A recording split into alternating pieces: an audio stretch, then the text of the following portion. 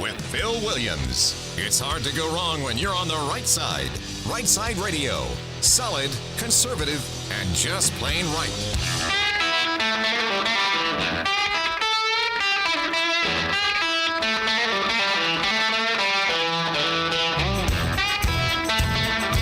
Alabama's syndicated news talk leader, Right Side Radio. Phil Williams here live in the Right Side studios, man. We got the local, the state, the national, covering down on all of it. Like the dude just said, solid, conservative, and just plain right. Well, welcome to Tuesday. It is another hazy Tuesday, but and Boomer's on the board. Hey, bro, how you doing? I'm here. Do you know that yesterday we talked about how hazy it was? Yeah. That's actually smoke from the Canadian wildfires. I heard that last night, and I was like, whoa. Charlene was telling me that, and I was like, no, baby, it doesn't. Surely that's not it. Smoke from Canada. And she says, James Spann said so. And I went, well, okay then. For those of you in the Huntsville audience that don't rely upon the gospel of James Spann, you got to know that if he says something about weather or climate conditions, it's just true. I don't care what else anybody says. But she was right. It apparently is. And wow, how freakish is that? Anyway, come on, Canada. Get your act together. Hey, we got a good show for you late on today at 3 o'clock today. Jeff Poore from 1819 News is calling in. We're going to opine together for a bit about what's going on with this special session of the legislature that just went in yesterday. Got to redraw those congressional lines. And I just have to wonder, are they going to get it done in a way that the court will say, there you go. Good job, fellas. I don't know. Who knows? But we'll talk about it. That's going to be in conjunction with the first of the three dippers. And then so at 4 o'clock, I'm going to continue that trend of telling you who else is operating in the conservative battle space around the state of Alabama. And a guy named Adam Thompson, who I've known from years past. I think he worked for Governor Kay Ivey when I knew him. But he is now working for an organization called Americans for Prosperity. And he'll be on because they just opened an Alabama office, and he is the new director for Alabama as of, I think, a week or so ago. So, yeah, Adam Thompson calling in at 4 o'clock. And then I got a whole triple dipper, so hit it, buddy. The Triple Dipper. 3 stories you've got to know. That's right, the Triple Dipper. 3 stories, 3 themes, if you will, that you got to know as we run today's show. Number 1, right out the gate, coloring inside the lines. I was never good at that as a kid. But anyway, coloring inside the lines, apparently the legislature's not good at that either. And I don't say that as a slight because who knew? I mean, I'll be honest with you. I thought they did a good job. The court didn't. The court decided we needed to be more racist in our approach to drawing congressional district lines. Good Lord. Anyway, we're going to talk about all of that, what it means, where we're headed, and the fact that they just went into session and the very first proposed map came out yesterday. So number 1, triple dipper, coloring inside the lines. Number 2, yep, you know the deal. Sometimes when I'm resourcing, I wind up finding just stuff that I'm like, the level of wokeness.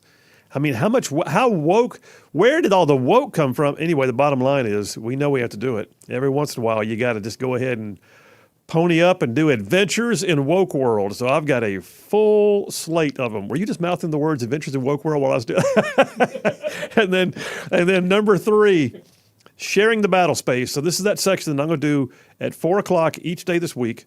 The plan is sharing the battle space is talking about what groups are operating in and around Alabama that are conservative, that are targeting issues, policies, voting, whatever the case may be.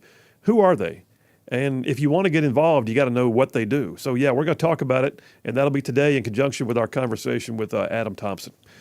All right, so there's the dippers, there's the guests. Let me just jump over here to my monologue, my opening Right Side Way. And I'll just remind you again that one of our newest advertisers, Southern Immediate Care, a chain of clinics all over the Birmingham area and also Anniston and Gadsden. They are an amazing group. And if you need immediate care, 7 days a week, Southern Immediate Care, sponsor of the Right Side Way. So here's the deal.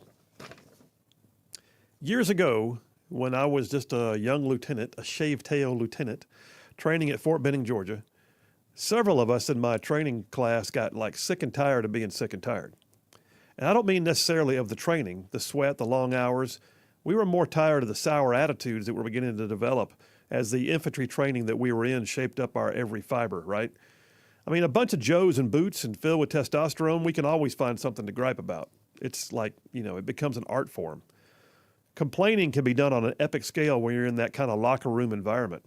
And sometimes it's a hoot. Complaining done right can be hilarious. But sometimes, though, sometimes gets old. And a group of us made a pact in my platoon that anyone caught openly complaining had to buy a round for the others in the group. Others took note, and it began to change some of the tone in our platoon. Our rule was you were allowed to make a statement of fact, but true complaining was not allowed. It was a good move. Not always successful, but hey, it was still a good move. Statement of fact is different than complaining. So 2 years ago, we kicked off Rightside Radio. And I said up front that my goal back then was not to become one of those shows that sits around and just complains. I mean, God knows I could.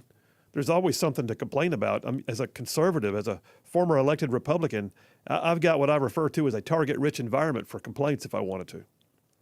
But even if Trump had won the election, even if COVID had burned out quickly and the economy was booming, any one of us could still find something to complain about if we chose to do so.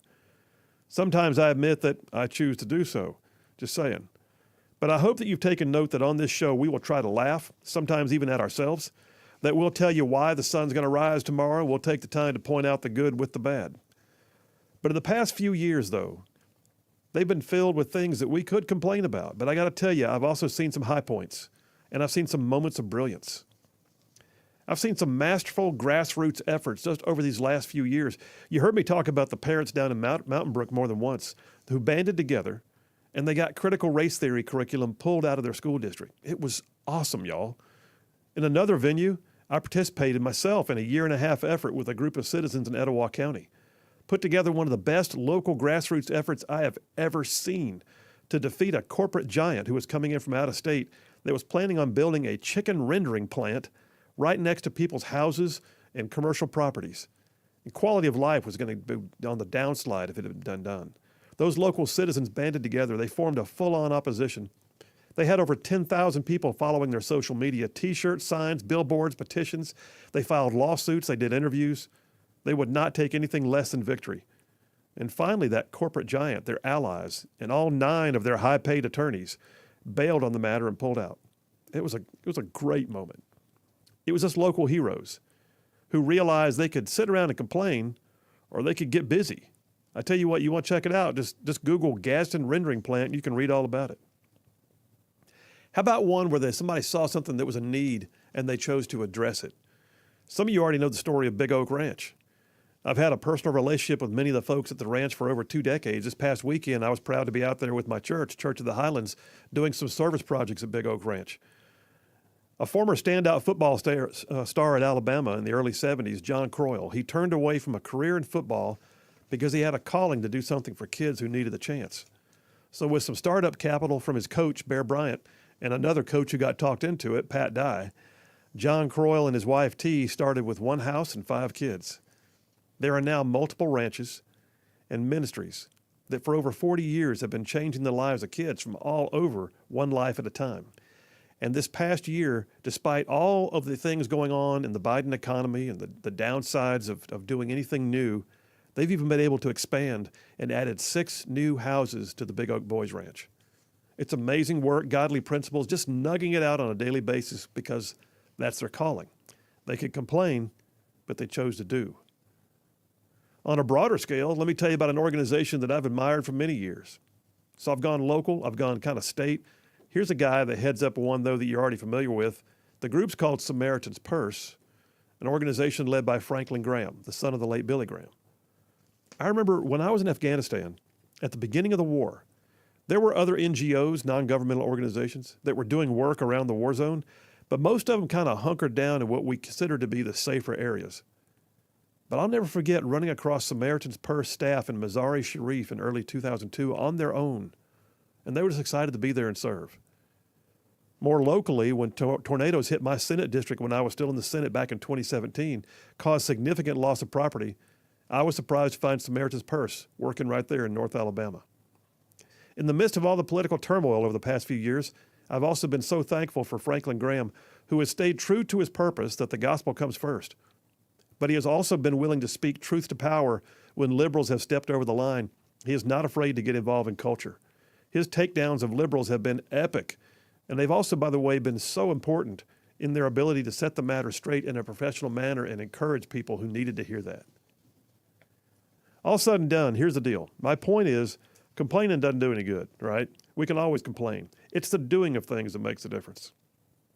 I'm going to make a renewed effort. I'll tell you right now, 2 years in, I'm making a renewed commitment to you that I will always endeavor to run this show in such a manner that it's not a 3-hour gripe session. To be sure, I will tell you statements of fact that I believe are worthy of note. I will tell you my thoughts on how to defend liberty, win elections, and generally fight the fights worth having. But in the end, I don't want there to ever be a time that you decide not to tune in because that Williams guy is always angry. All he does is gripe and complain. Never. So what was it that General Mattis said? He said, be polite, be professional, have a plan to kill everyone you meet. That's an epic quote. Mattis nailed it.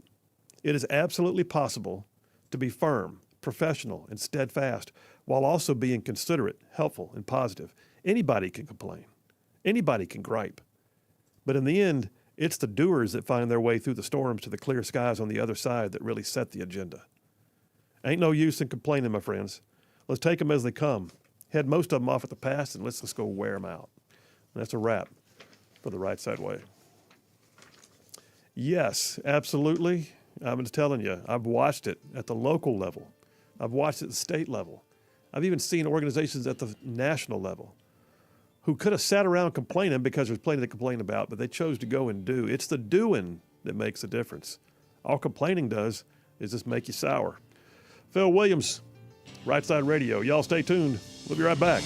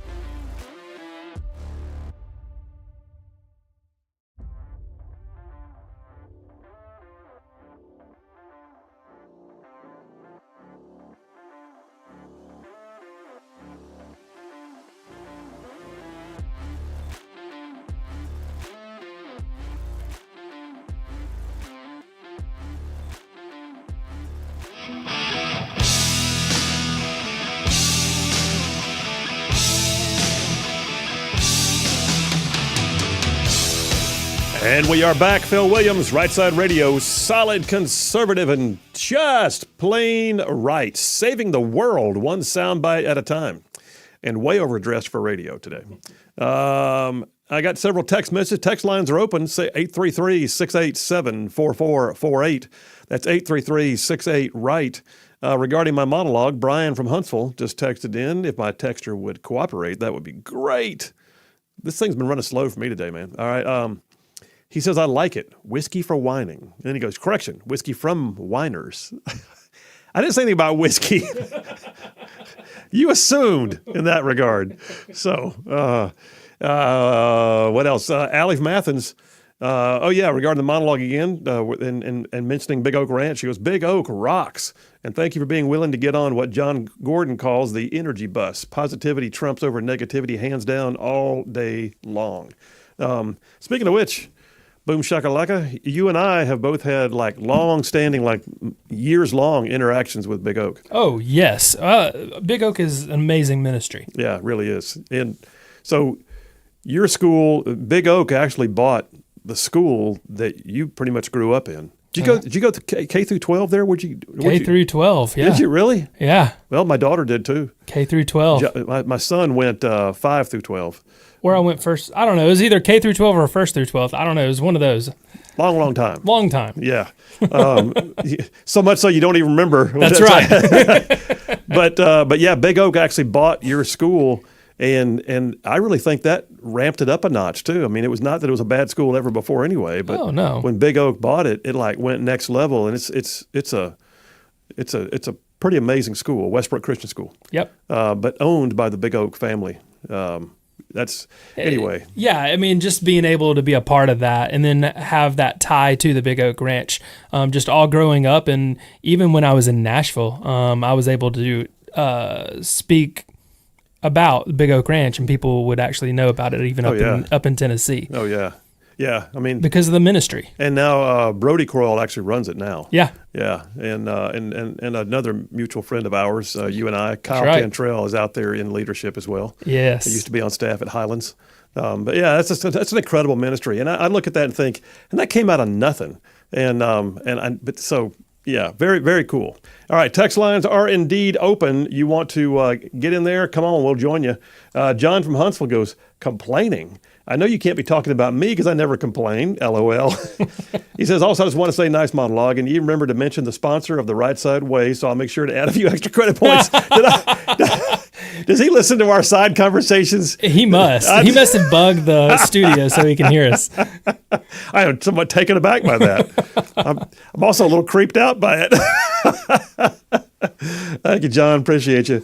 Leanne from Huntsville.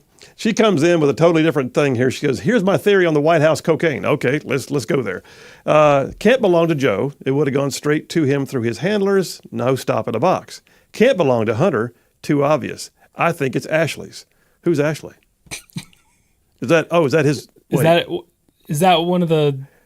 Oh, it's okay. I don't know. That's Hunter's sister. Oh, okay. So I think it's Ashley's, like brother, like little sis. Unfortunately, she's probably got issues counseling can't solve that we'll never know about. I heard something said yesterday about that, by the way, for the first time, that they're saying right now that so when you go into a lot of these secure facilities, you have to leave your cell phones outside, and they give you like these little lockers. It's kind of like a lot of times they look like the little mailbox offices at the post office. You know, there's those rows of little boxes with keys. Yeah. You put your phone in one of them, take the key with you, get your phone back when you're done. That this might have been a drop spot, like Hunter.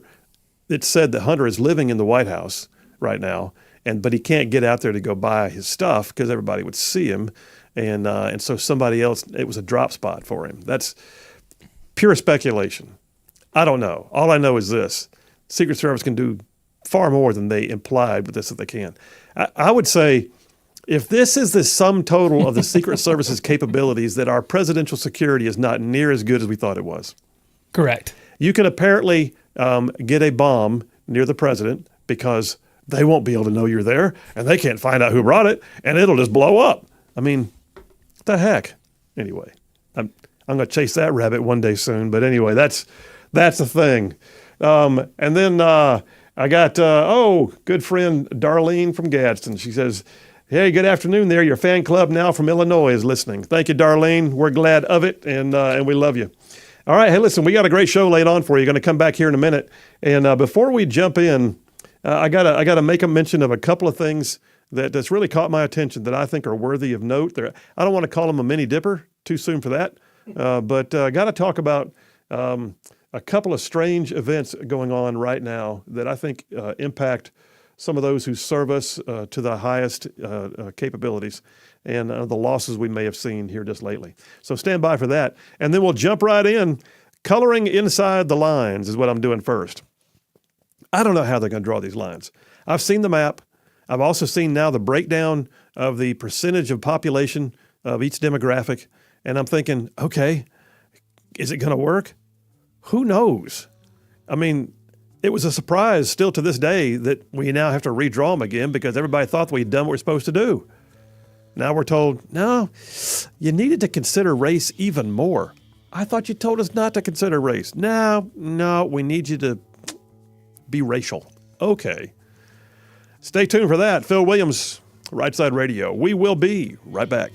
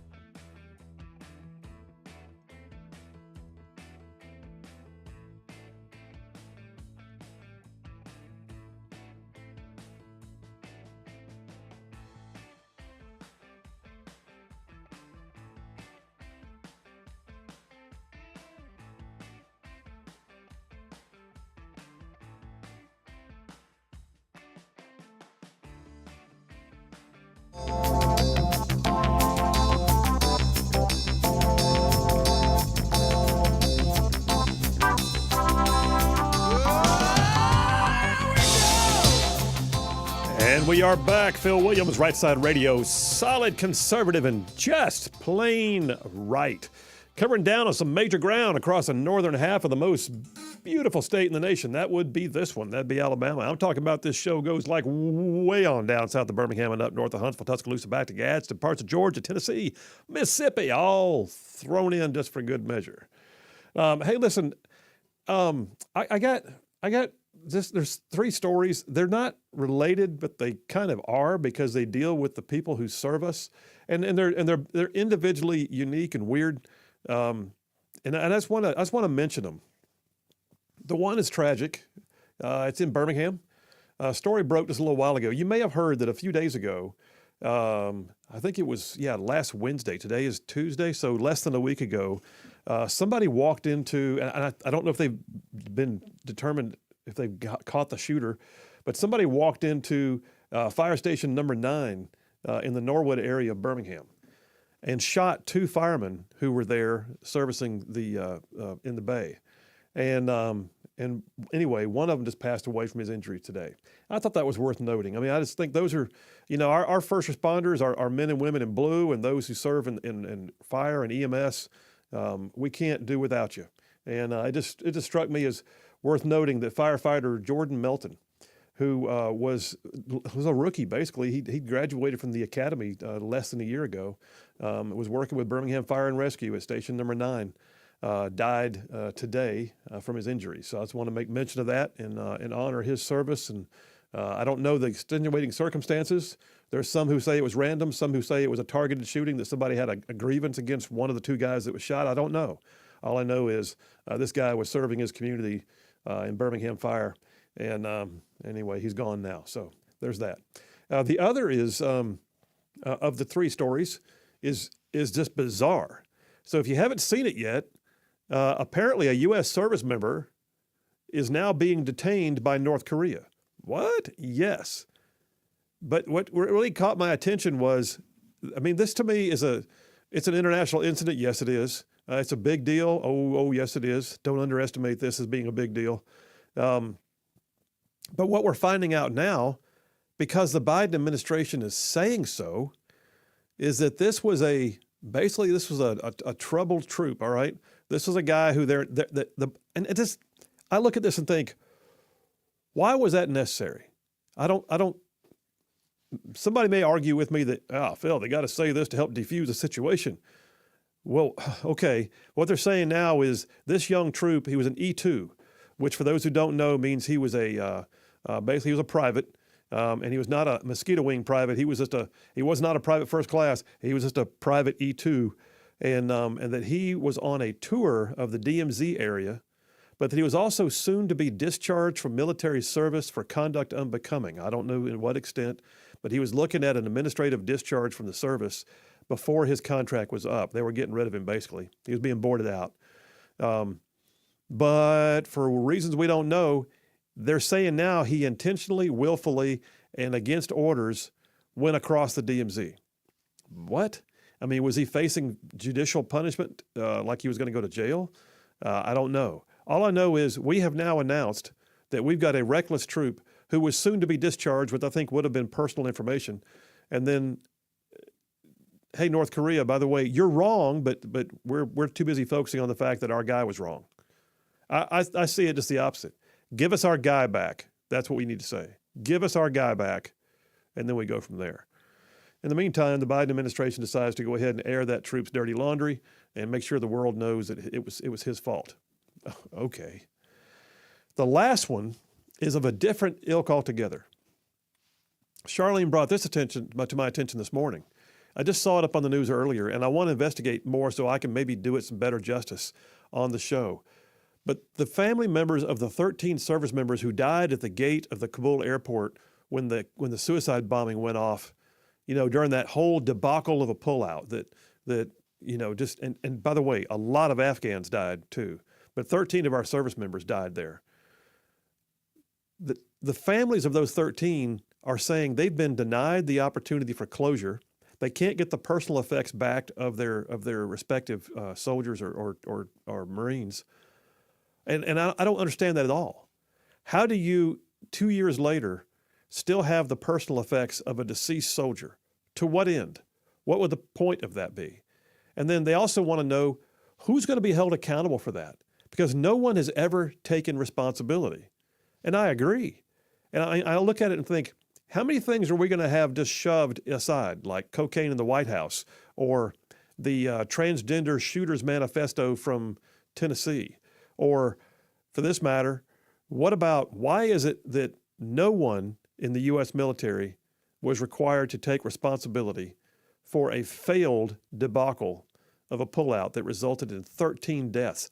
I don't know that there have been many days in the 20-year war that we saw 13 deaths. I know there wasn't.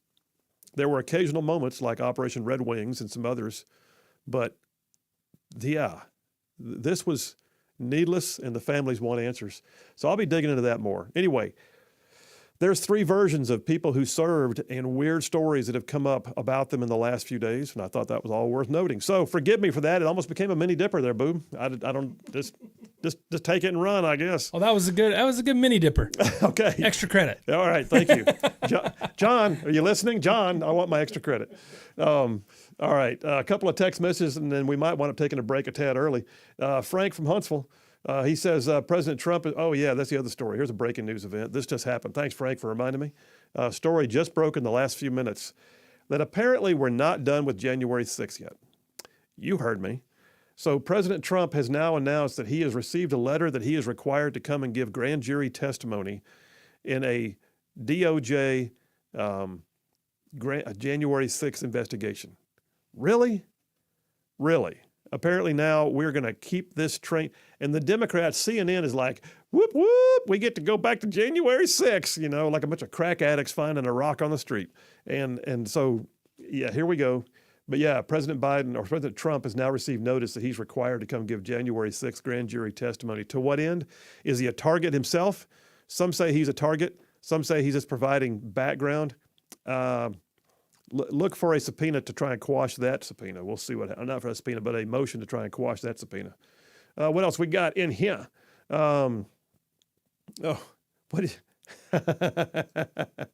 Teresa from Town Creek just sent me an image, and it says a new team's been called in to investigate the cocaine at the White House, and it shows the Scooby-Doo crew standing in front of the White House. That's hilarious. And we'd have got it too. If it wasn't for those darn kids and their dog. Oh my gosh, what? Darlene just sent in from formerly of Gadsden, now from Illinois, says, did you see California Democrats voted down a child sex trafficking bill to increase penalties? Yes, I did, my friend. I sure did. Trina from Elkmont says, regarding the Korean thing, supposedly he was held in a South Korean jail for getting into a fight. He was then supposed to report back to Fort Bliss. I think that's when he dressed in civilian clothes and joined a tourist group, broke away from the group, and crossed into North Korea. Okay. And the whole thing's a mess. We'll see where it goes. And then Tony from Piedmont just sent me a meme, and it has a picture of Karine Jean-Pierre with white powder on her nose, and it says, we did find a small amount of cocaine, but it's removed by a technique called the Marion Berry. just wow. All right, I'll tell you what, Boomer, here we are about 2 minutes ahead of schedule. Let's go ahead and take the break right now. That way I can come back and jump right into the dipper. We're going to go down to coloring inside the lines, talking about these new congressional district lines. The legislature convened in special session yesterday, and they got their work cut out for them. And we'll see what the results play out to. But the new map is out, the one that got voted on. Democrats don't like it. Go figure. Phil Williams, Rightside Radio. We will be right back.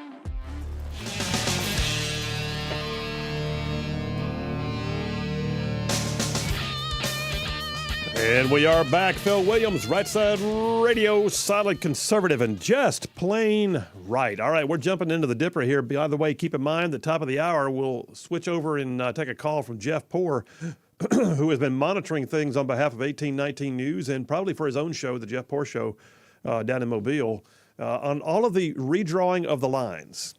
It's pretty amazing, and I'm trying to figure out. I just saw a tweet that came out like during the break. I just saw a tweet that came out, oh gosh, when was this? In the last hour, I guess?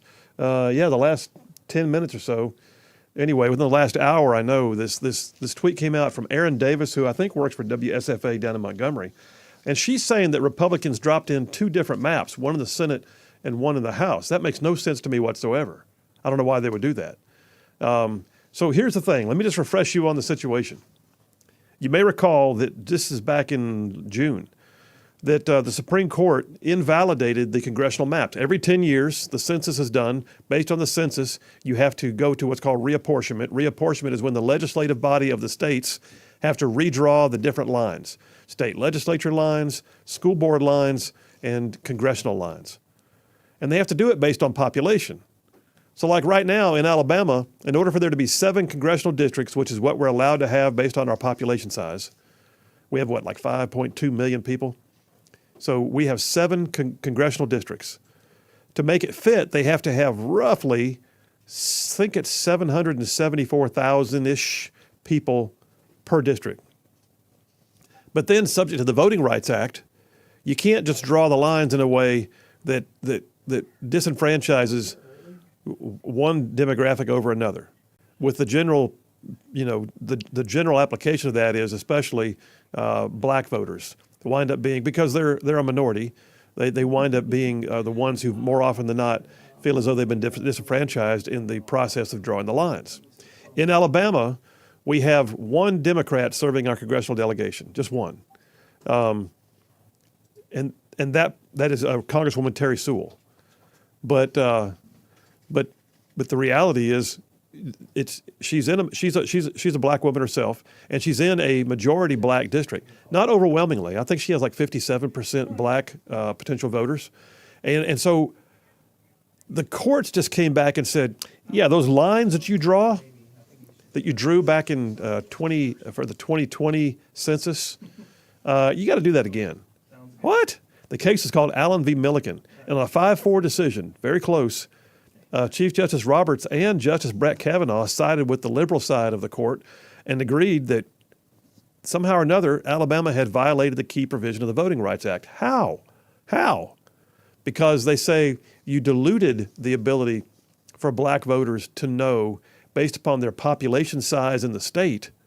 I think overall the state has like 27% black population. Not all are voters, but that's the black population size. That they determined that somehow that means we need to have at least 2 districts that are divided in such a way that black citizens would have a near equal or even a majority ability to vote racially. And that's what gets me. That's what gets so many people. We're looking at this going, you've told us for years that we can't be racist. So we chose to be race neutral, which, by the way, the maps that were drawn in 2020, they were almost identical to the maps we've had in place since 1992, I think. And like, what the heck? Okay, so now we got to redraw them. And you got to redraw them quick because all the congressional races qualify for their positions in, I think, October of this year or November of this year at the latest. So that being said, they got to get busy. The only way this happens for the governor to call the legislature in for a special session, because they can't call themselves in, the governor has to do it. So she called them in for this week. And here they are. Now, when they drew this, they didn't say it has to be a majority black district.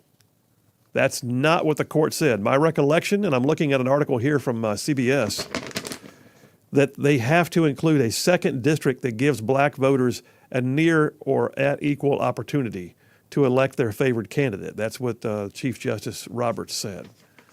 So how do we do that? Well, Justice Thomas, who's a black man, by the way, wrote a dissent. He did not agree with this.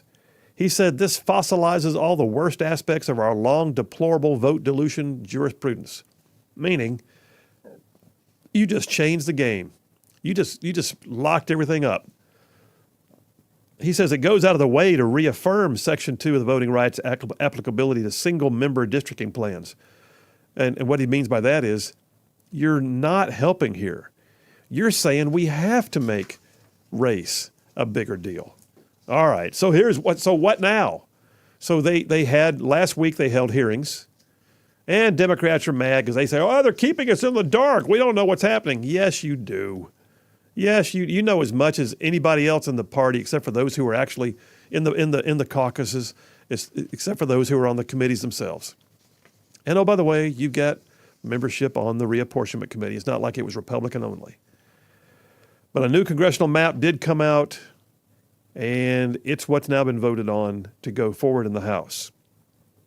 It says on Monday, a new congressional map that does not pit any incumbents against each other was approved by the Permanent Legislative Committee on Reapportionment. Story here on 1819 News that came out yesterday. By the way, that's another important piece. We have 7 congressional districts. That means we have 7 incumbents that want to run for their seat again. They've all announced their intent to run again. Except that when you redraw the lines, you begin to wonder, oh my gosh, can we do this in such a way that we're not drawing 2 of them together? Well, the Democrats love that idea. They want to draw districts 1 and 2 down in South Alabama. That'd be Congressman Jerry Carl from Mobile and Congressman Barry Moore, who's been on the show multiple times, from Coffee County, down towards Dothan area. So they want to know, can we draw? Hey, here's our idea. Our map says that Jerry Carl and Barry Moore have to live in the same district now. Really? That's fun. Look what you just did. Well, the Democrats got their plan, but the Republicans came out with their map, and their map does not make those 2 congressmen run in the same district, but it does draw the numbers in such a way that it could be construed that they've got a better, heavier black percentage. So here's the deal. What the House voted out, it's not majority black. They took Terry Sewell's district, which had like 57%. They knocked it down to like 51.5% to 52% black. And they took what was Barry Moore's district number 2, and they drew it up to where it now has, I want to say 42.5% to 43% black. Okay. So is that enough? I don't know. What's the court going to say? Here's what Republican Chris Pringle says. As was said earlier in this committee, there are districts that can be drawn that may not be majority, but the performance analysis will prove they can elect Democrats and Republicans. They're opportunity districts. The problem we're going to have is the court didn't say draw them by party. They said draw them by race. So I don't know if this is going to stand. Then Democrat Roger Smitherman from the Senate, who's black, said, I think this may very well put us in a situation where a standing master, that's what the court has to do, has to address that issue. I see we got a considerable amount of gerrymandering going into areas to provide a necessary population in terms of African American or sheer numbers in terms of the makeup. I'm seriously concerned, he says, about whole counties. Well, first of all, we're required to gerrymander now. We're required to change things up. We're required to make sure that we have drawn the districts differently. And most people really want counties to be as in whole as possible. So I'm looking at a copy of the map, holding it up to the camera right now for those of you that are watching.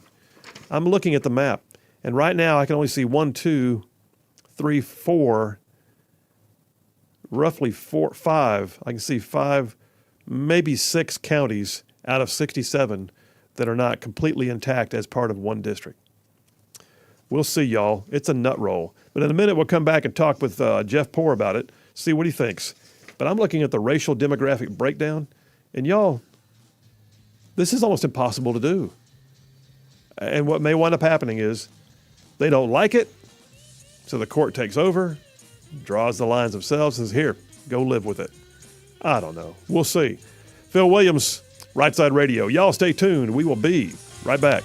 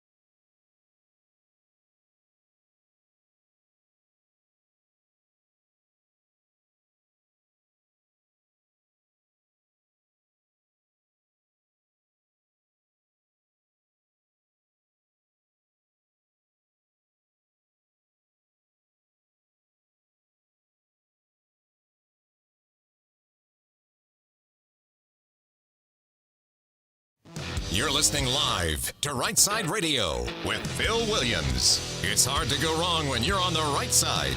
Rightside Radio. Solid, conservative, and just plain right.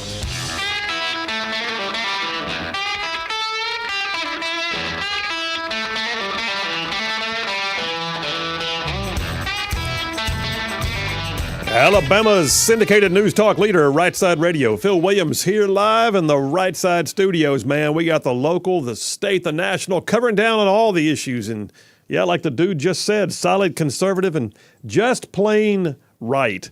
All right, listen, we're going to the phones right now. Our frequent flyer here on the show, Jeff Poore, who's host of the Jeff Poore Show down on FM Talk 106.5 in Mobile. He's also, by the way, the editor-in-chief at 1819 News.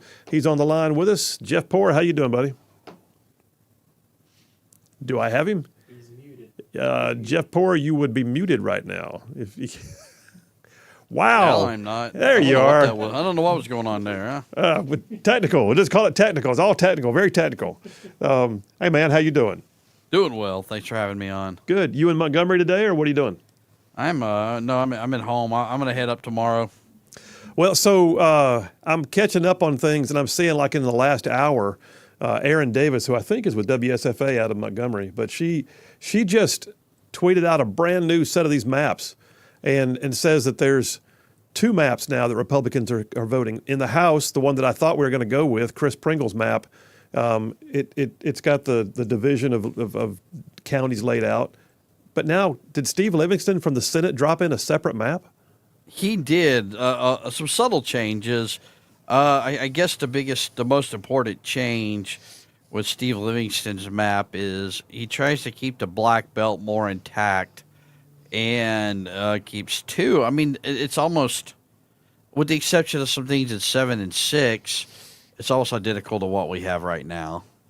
Well, not what she's showing on hers. She tweeted this out, and she said that Livingston's map actually reduces the black population to 38% in District 2. That can't be right. Is that a typo, or is that real? No, that's right. They think they could get away with that. No, man, I'm telling you, I don't know, but I'm betting with the numbers in Pringle's map at 45% black in District 2 and 51.5% in District 7. That's closer to what they're going to have to do, I would think. I can't fathom this. Well, here's a school of thought that the federal courts are going to come in and do this for us anyway. So why make it easy for them? Well, right now I can tell you too. I'm just looking at it, and for the very first time, Livingston's map actually divides Etowah County, where I live, and puts me into Congressional District 3 for the first time maybe in ever. Right, so you're in there with, I guess this is against the wishes of Craig Ford, but you're in there with Mike Rogers. Yeah, I don't know what's up with this. But, okay, so bottom line is this. Let me ask you a question. My interpretation of the court's ruling, and I partly from memory and partly from looking at a series of articles, some of which were published by y'all, is we're not required to have an absolute black majority in every district, or at least 2 districts. We have to give them what he calls an equal opportunity. And that might mean close to 50%, roughly, somewhere in that. What are your thoughts? Yeah, that's exactly the way to interpret it, but I don't think this gets you there with Steve Livingston's map because, I mean, black turnout being lower is not really an opportunity. I don't think 38% gets you there at all. No. I don't know what you're thinking. I know that I got to think we're going to be hearing from Bobby Singleton and Roger Smitherman a lot on the Senate map. And I'm surprised that they haven't shut everything down over this map. Well, that's what's going to happen. I mean, I look at this and think all you did was inflame the passions of the people who were against your maps no matter what you did anyway. You just gave them ammunition. I do not get this at all. Not at all, brother. I mean, I like this map, but I know it's just not going to be good enough for the courts. You do like this map? Why do you like it? Well, I like it better than the other map. I like preserving District 2 as a wiregrass district, number 1. I mean, I'm not crazy about Etowah. Well, only because Craig Ford doesn't want it. I guess I could be for Etowah County being in District 3. Other than that, I could go either way. But also, you look at the first congressional district. Right now, Jerry Carl's got Washington, Clark and Monroe, and essentially what they do is they take those, give those to the black belt, and the first congressional district kind of takes Covington County, where Andalusia and Opp are, away from that, and that makes more sense to me. But that's, I guess you protect Terry Sewell with 7, and the way it's drawn. But like I said, I don't think it's going to be good to go. It does not accomplish what we were told we needed to accomplish. No, I agree. I look at this first round, and I'm just the opposite. I see the map that the House voted out. And I know that the listeners, radio does no good because we're talking about maps y'all can't see right now. But I think that the House version, and partly, I'll be honest with you, he may be Craig Ford as mayor of Gadsden, former minority leader in the House, somebody who I oppose multiple times politically. But I agree with him. I also don't want to see my county split by this sudden surprise. But I do not get it. Well, why would they not unite, though? Why would they not unite? Let me ask you this, because you would know better. Are you just opposed to being in AL3 altogether, or would you rather be in Adderholt's district? No, I think we would rather be in Adderholt's district because that's who we've worked with for years, and he's been very helpful to a number of things. We're actually right now, Etowah is the most populous county in his entire 4th congressional district, which gives us a lot of attention. Now I'm talking about one county right now, but I look at the big picture, and I still can't figure out why the House plan is not better than the Senate plan on numbers, on layout. It keeps more counties intact. On 2, it's important because you put all of Montgomery and all of Dallas County in AL2, and you're just setting up, I think, a Stephen Reed, Barry Moore congressional showdown. I think that the Livingston map protects the incumbents, and the Pringle map doesn't. Now, I know that's not a point of the court, but it protects the incumbents, and it's better for the state. Now, I can see where you take issue with Etowah County, but if you just look at it, you take that out of the equation, it looks, that looks like a map to me that I could get along with. Well, I guess we'll see. Let me ask you this. What's your prediction? You've been saying all along you think we're going to wind up with a court having to appoint a special master to draw the lines for us. What do you think? So something happened along the way, and I think this is really what happened. I've been told it isn't, but that they stopped listening to Dorman Walker and started listening to Steve Marshall. And Steve Marshall, I think, wants another crack at the Supreme Court. And they think they could flip Kavanaugh. So they were arguing on the merits. They were arguing on the merits of the vote. They were arguing about the Voting Rights Act itself, the interpretation of the Voting Rights Act, and whether you take into account a race as a factor when you draw maps. But could you not make that the case? Could you argue the constitutionality of the Voting Rights Act and the power it takes from the state legislatures? And are we still? Is it still in the 1960s in Alabama, or do we still need these protections? Do we still need federal government oversight? But I think it goes back to the court. I think it's very, very risky what might be going on here. That if they do go and they try to get it in the Supreme Court, try to get it flipped, that inevitably it's going to be, no, you can't get it done. We're assigning a special master, and you're going to have somebody from New Jersey, some academic from Princeton or wherever, drawing your map for you. We're not going to take any political considerations into account. That's trouble, but that's the risk. Okay, so you're the second person in the last 2 days who has told me that Steve Marshall is actually in the mix right now. So what you're telling, I guess to summarize what you just said, you think that Marshall is saying, hey, draw this version, which we may then wind up having to get a special master, which we then can appeal the special master and go right back up to the Supreme Court again, assuming they'll take it up, by the way, and then maybe flip Kavanaugh and get a split vote, or at the very least get a vote that might even go in our favor on a second round. You think they can go that far? You think that's what Marshall's up to, huh? I think it's just the best bet. I don't know that these maps, especially the Pringle map. I think it hurts Alabama as a 6. You're either going to get 6-1. Some people say 7-0, but I don't know. Or you're going to get 5-2, and 5-2 is looking pretty likely right now. One way to stop that is probably the strongest way to stop that is the court route. Now, we may be stuck with this map for a cycle, whatever the courts decide. But yeah, I do think you get another shot at Supreme Court because you do have Supreme Court opinions now that you could go back and you know what they're looking for and you can make those arguments. Well, it's an interesting dynamic. All said and done, the legislature's in this week, and they're in all 5 days. And now we got competing maps, which, by the way, I also find interesting. You'd think that with something this heavy, that they would have gotten House and Senate leadership together and said, let's pick a map. Which one do we want to go with? But instead, we got competing maps from the Republican supermajority House and Senate. I find that to what be I've onerous. heard now, what I've been told is that Livingston's just been frustrated with the way Pringle's been running the House. That they haven't, I wouldn't say they've been butting heads, but there's some friction there. I don't know you necessarily had this kind of friction when McClendon was the Senate guy. There was but friction. there's some friction there, yeah, and that's what's led to the two separate maps. Oh my gosh! All it does is make us look like we don't have our act together. Which, we don't. I mean, we don't. If you look at it, we don't. That's right. Senator, there's no reason to think that they were going to get this right. I mean, I know that the court would prefer the legislature to do it, but they just look at what they're doing with the prisons. There's just no reason to think that with these competing issues and the big mules and these incumbents and all of these different things that they're going to be able to please everybody. Well, it's gonna be a nut roll, brother. And I guess for you and I, being pundits, we got a target-rich environment right now. Well, and this is what's important because this is going to change the state forever, guys. Because we did these maps we're using now were done decades ago.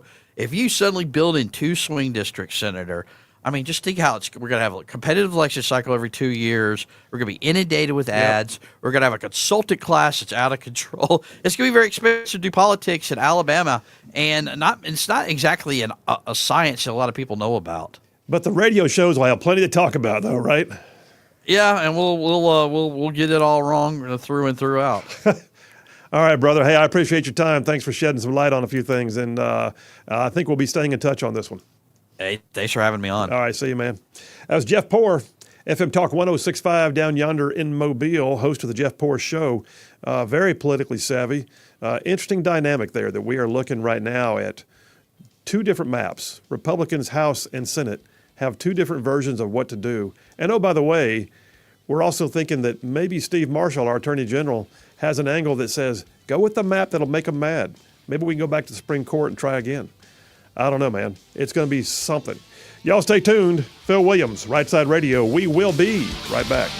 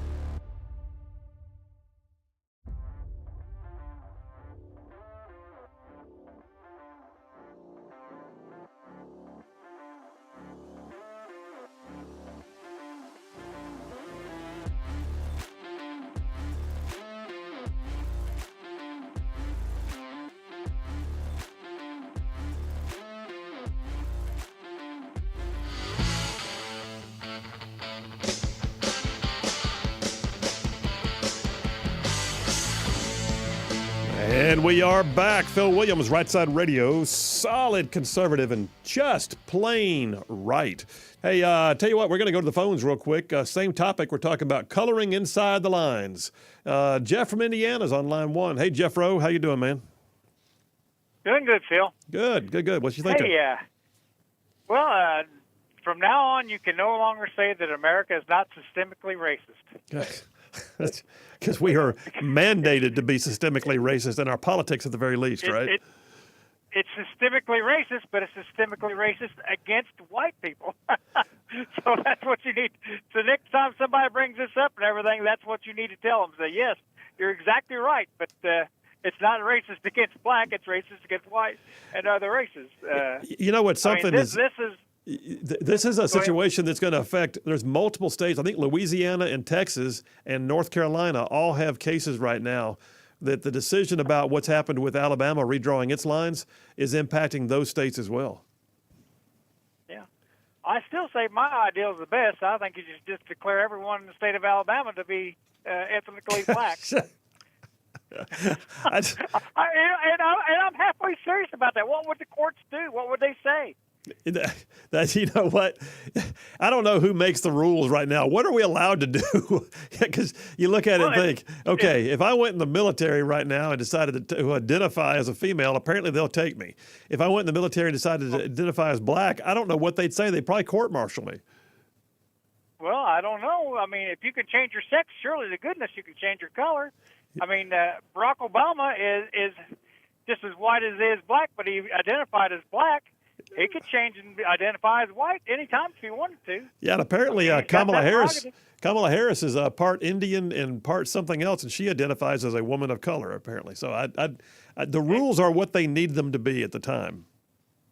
Yeah, I mean, the rules are, as things go right now, the rules are what you say they are because, I mean, the government is all in for all this, pronouns and everything else, so...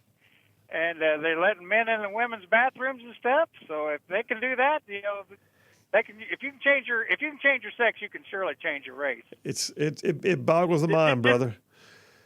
Just ask Pocahontas; she'll tell you all about it. Which, by the way, out of all Trump's nicknames, that was my favorite one. Oh yeah. Well, that one fit real well. Yeah, it did. All right, man. Hey, be safe on the road today. All right. All right, Phil, you have a good one. You too, buddy. Yeah, I don't know where we're headed here. I mean, I really thought they were going to be able to get it done. I think seeing competing maps at this late stage tells me that they don't have a clue yet what they're going to be able to get done. I also think that we're going to wind up seeing this thing probably have to go to conference committee because I bet the House is now going to pass what Pringle dropped in, and I bet the Senate's going to pass something like what Livingston dropped in. Just when I think I can predict it, I get a curveball. But truth be told, they're not. By the way, they're not super happy. The legislators not down there going whoop whoop. We're so glad to be in special session. I got an article here that also came from 1819 News, where State Senate Pro Tem Greg Reed, who I've known for quite a while, says I feel like the legislature did a good job, and I'm frustrated that we're here. He said, we did a good job in 21, the process of doing what the people of Alabama had asked us to do. I felt like we moved forward with that in an appropriate way. Everyone seemed satisfied with it. I know the process has moved through a 3-judge panel to the Supreme Court, and they've given an order that we need to redo the maps, so here we are. Doesn't mean we're excited about it, but we're going to do our job. He says, the goal is we have to satisfy the court's order. I know for a fact, Senator Livingston from up in the Jackson County area, Scottsboro and all that area, he would not have dropped in this map without Senator Reed having seen it. Leadership is not going to go, what do you got? What'd you drop in? No, they're going to know ahead of time what's dropping in. So I have to question how this is breaking down behind the scenes. And I've been there for some of these discussions in the past on other redistricting, but this one's got me bumfuddled, man. Got me bumfuddled. We'll see. All right, hey, listen, we're going to switch gears. In a minute, we're going to come back, and you know the deal. I'm out there resourcing the show early in the morning, and I'm like, wokeness everywhere. It's raining wokeness. I mean, talking like wokeness neck deep. And what you wind up with is some things that'll make you roll your eyes. Some will make you want to throw your radio. And we wind up having to put together adventures in woke world. And that'll be coming up right after the break. So you guys stay tuned for that. And And then at top of the hour, we're going to switch gears and go to part 2 of sharing the battle space. What other conservative groups are out there marching to the beat of a different drum or the same drum right here in the state? We'll talk to one, a guy named Adam Thompson with Americans for Prosperity at 4 o'clock. All right, you guys, stay tuned. We will be right back.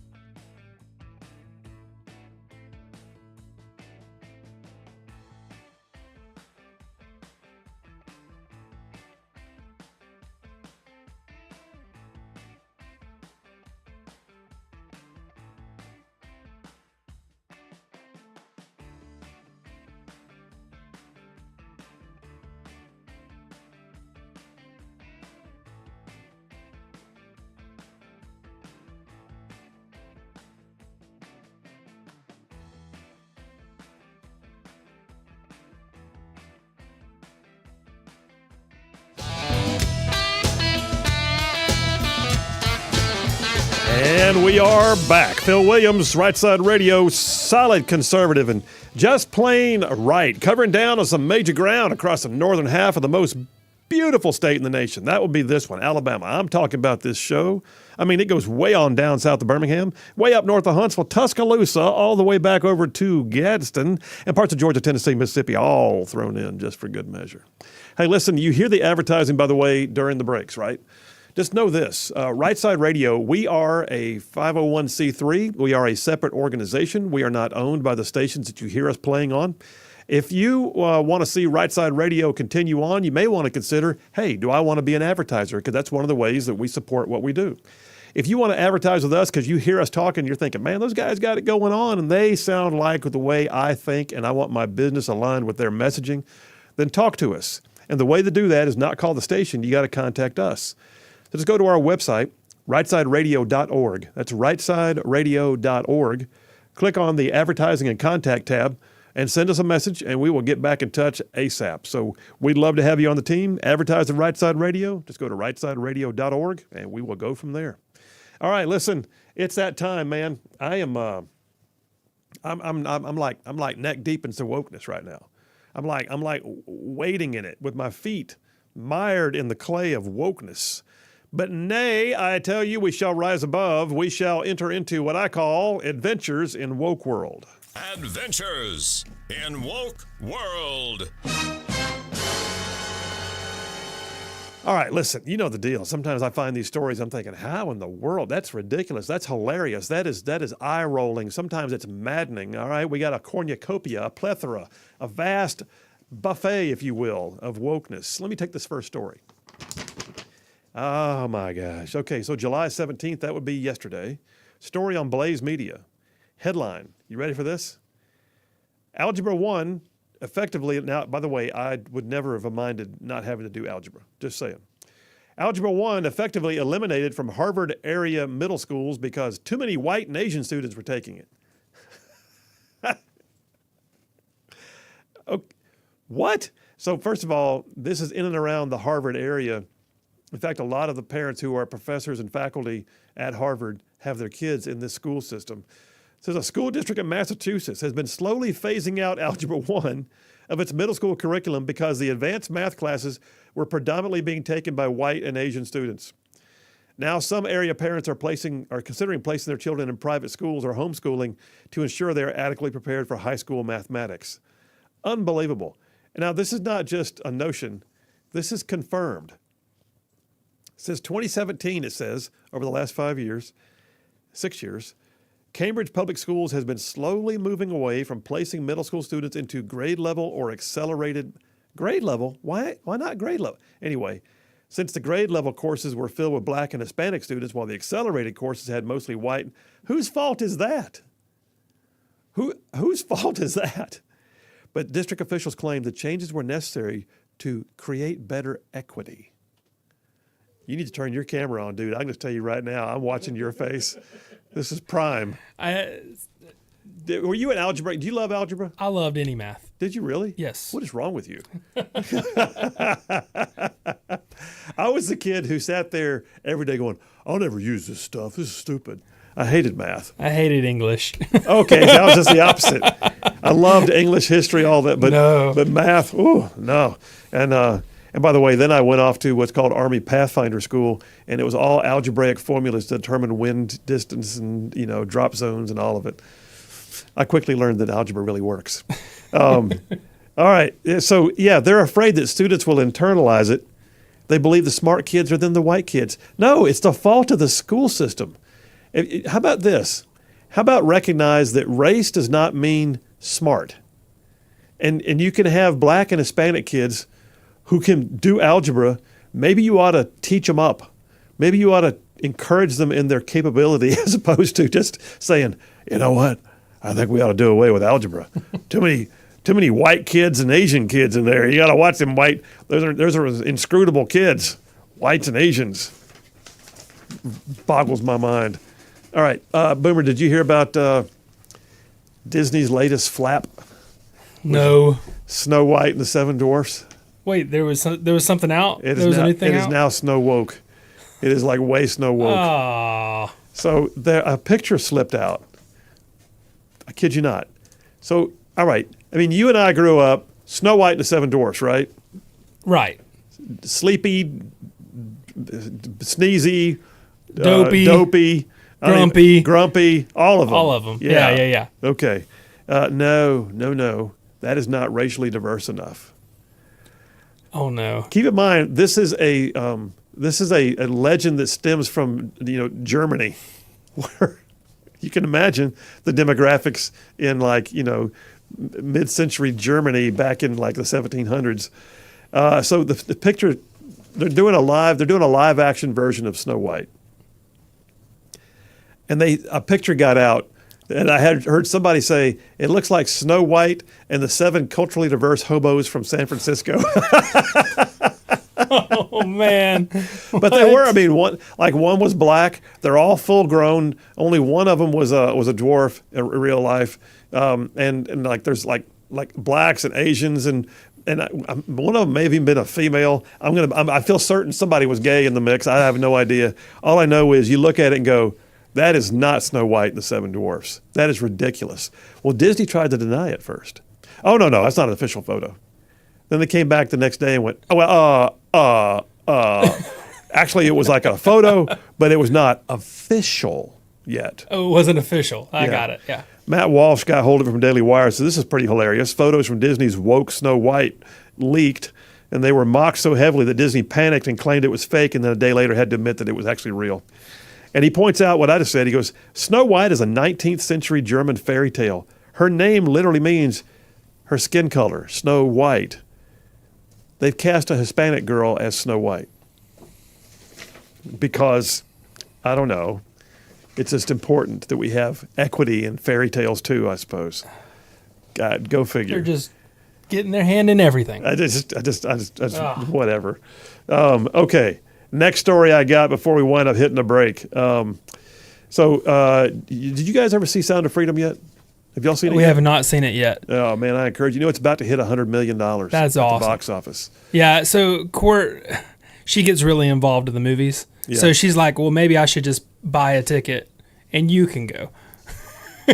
Like, she wants to buy 2 tickets and I'm just going to go by myself. Oh, really? Yeah. Like Because she I mean, that hits bothers really her? home to her, and Yeah. it really bothers her. And so, I mean, she just stayed up almost all night the other night just crying about it. Really? Yeah. I mean, because, it's such a big thing on her heart. Well, it's huge. And by the way, her tender heart is on the money here because, but so here's something, and this is where you look at it. This is woke world, but it's almost the kind of thing where you think, why hadn't somebody been arrested in this yet? So here's the situation. Post-millennial, dated yesterday. Former spokesperson for a pedophile advocacy group writes a piece in Bloomberg targeting the anti-child sex trafficking film Sound of Freedom. I kid you not. The guy's name is Berlatsky. And Berlatsky, he used to be the spokesperson for a group called Prostasia. And Prostasia is a pedophile support group. They, let's see, where's that piece of the article that talks about it? It says, Prostasia is a not-for-profit, has the mission of legitimizing pedophiles and removing the stigma of pedophilia, has individuals they call minor attracted persons. They're not pedophiles, they're minor attracted persons. They have a support club where they have peer support chats for minor attracted people who are fundamentally against sex abuse. But they're also committed to never letting the idea of saving kids get in the way of proper relationships. I'm just telling you, man, this is where parts of the world are going right now. Berlatsky became the spokesperson for Prostasia in 2021 and wrote that the Sound of Freedom is nothing more than a QAnon dog whistle that does little to help victims who are too often in the movie portrayed as overly sympathetic and innocent. Well, they're children. And I kid you not. And Bloomberg published it. Berlatsky has written about child trafficking, saying that the term trafficking itself is misleading. He writes that it conflates underage people trading sex and consensual sex work and immigration and labor exploitation in industries. First of all, there's no such thing as consensual sex with a child. There is not. That's called statutory rape. That's abuse. And this guy is literally out there with a straight face, dude, with a straight face writing this thing as someone who believes that pedophilia is an acceptable thing because all you are is a minor attracted person. I'm going to tell you, this makes vigilantism look pretty good. I just find myself thinking there is no reason why someone like this should be allowed to continue doing what he does. Even goes on to say here, his group, Prostasia, works on addressing the human rights impacts of these child protection laws. The human rights impacts and communicating the results of their research and engagement to policymakers in order to try and mitigate the effects of these, aggressive legislation. It's just messed up. All right, I'm gonna jump over to maybe something funnier when we get back from the break. Let's go ahead and take the break right now. We're in Adventures in Woke World. How about this one? Did you know that PBS ran a piece that says that domestic violence is what's really happening when it comes to saving kids from being aborted? It's reproductive coercion. Kid you not. But let's talk about Johnny the Walrus. That's the funniest story I think I've got. Y'all stay tuned. We will be right back.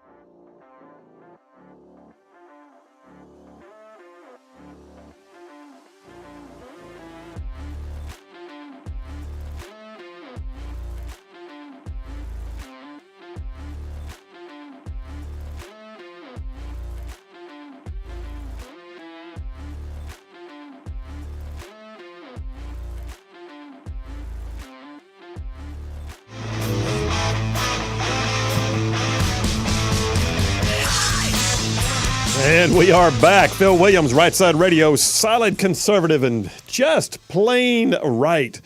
Oh, making common sense a superpower. So I've got a story here. We're in Adventures in Woke World, and I got more stuff than we have time. Because top of the hour, we're going to be going to a phone call with Adam Thompson from Americans for Prosperity. But in the meantime, I got to tell you, I love it.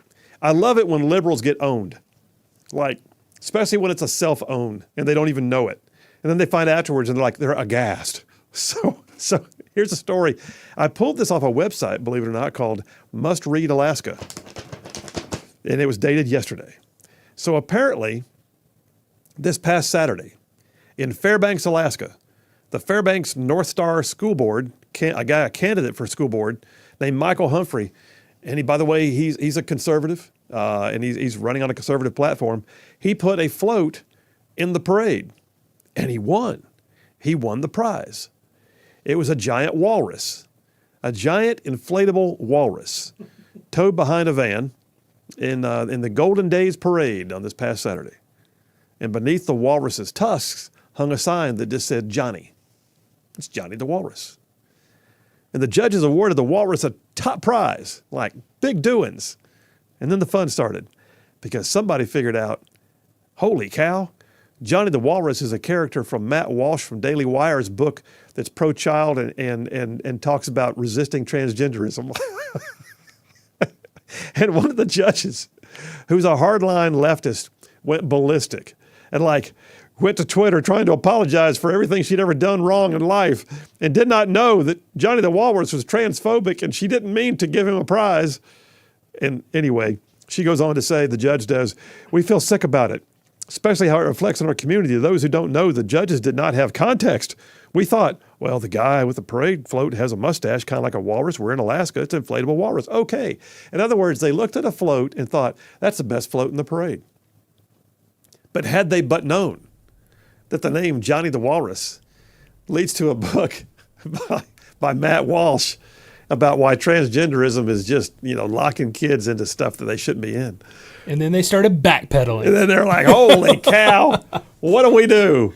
By the way, the book, here's the thing. The book, Johnny the Walrus, is written by Matt Walsh of the Daily Wire.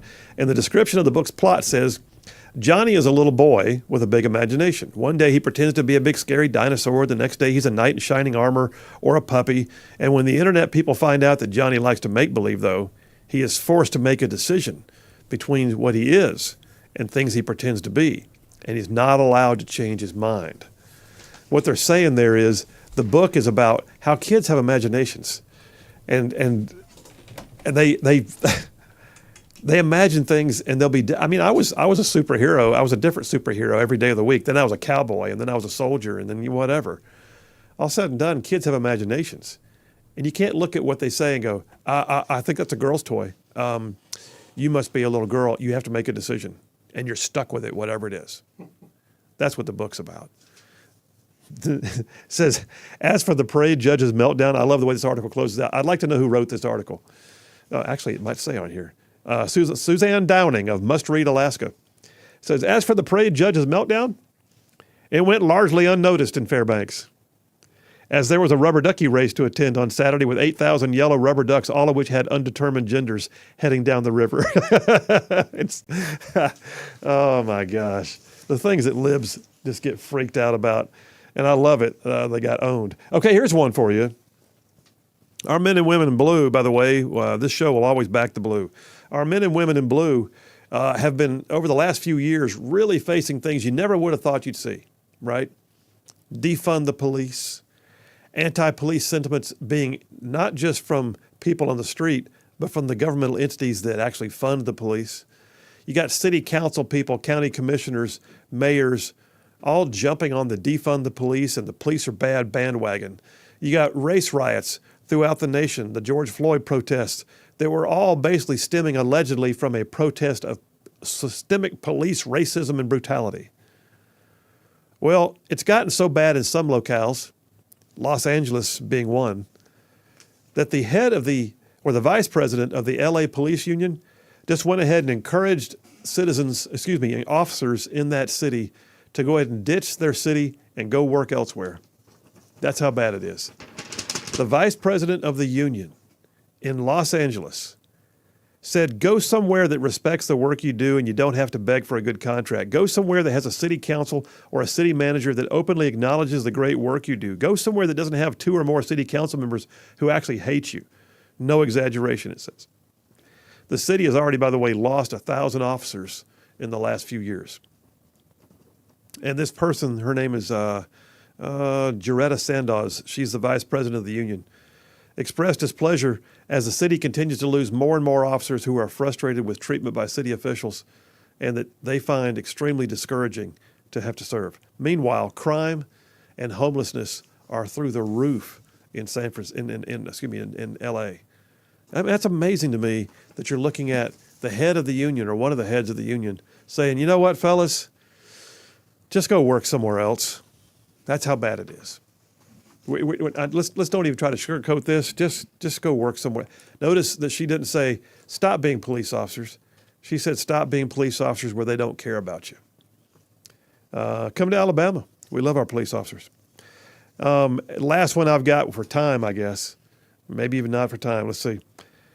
PBS NewsHour hates the overturning of Roe v. Wade, according to Newsbusters' article yesterday. They hate the overturning of Roe v. Wade and abortion on demand so much that they decided to relate it to domestic violence. That's the thing. That's the latest argument. If we had more abortion, we'd have less domestic violence. What? Yes, it's reproductive coercion. What? Here's the thing. They say long before the Supreme Court struck down Roe v. Wade, ending the constitutional right to an abortion, they say, researchers noticed a link between women having abortion access and reduced risk of violence. Sure they did. PBS Health reporter Laura Santhanam picked up the leftist ball saying, so each year, 12 million people are affected by domestic violence. And part of what perpetuates that violence? Isolation of victims by abusers. And overnight, we saw in many places the loss of access to nearby abortions just evaporate, and people began to suffer. Oh, so that's it. So if we kill babies, there's less domestic violence. You can't make this stuff up. Woke world. Resist, people. Resist at all cost. All right, hey, listen, we're going to take a break. We'll come right back.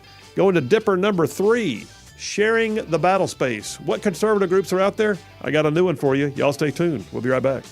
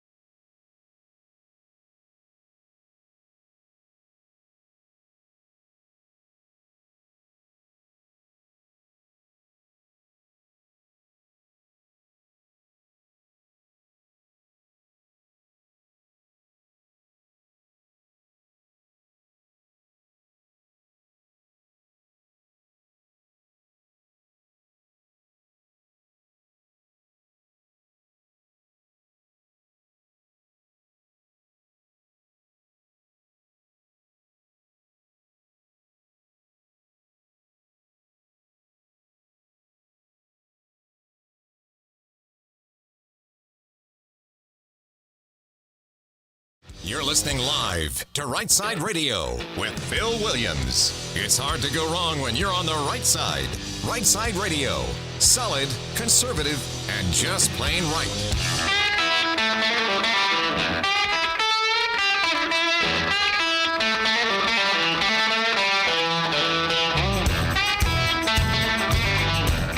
Alabama's syndicated news talk leader, Rightside Radio. Phil Williams here live in the Rightside studios. Man, we got the local, the state, the national, covering down on all the issues. And like the dude just said, solid, conservative, and just plain right. All right, we are in hour number 3 right now for the day. And I'm picking up in what I'm calling part 2 of Dipper number 3. So the triple dipper today, number 3, is sharing the battle space, part 2. So here's the thing. My premise is this. Much like on a battlefield where you have areas of operation for different, units, you have to know who's operating within your battle space. You don't want to run the risk of fratricide. You don't want to overlap lines of effort. You want to make sure that you've coordinated as much as possible. And occasionally you might need to actually sync up and be able to have a passage of lines or something else on the battlefield that basically avoids those conflicts that you don't want to see happen. And I quoted yesterday General John Shalikashvili when he was chairman of the Joint Chiefs. He said, "It's not enough to be joint," meaning more of us. "It's not enough to be joint when conducting future operations. We must find the most effective means for integrating and improving interoperability with allied and coalition partners." What he was saying was, if there's more than one of us on the battlefield, we need to know who's in our battle space so that we can coordinate and get more done. That being said, I'm always talking to y'all about finding that place to plug in. And it might be local, it might be state, it might be national, it doesn't matter.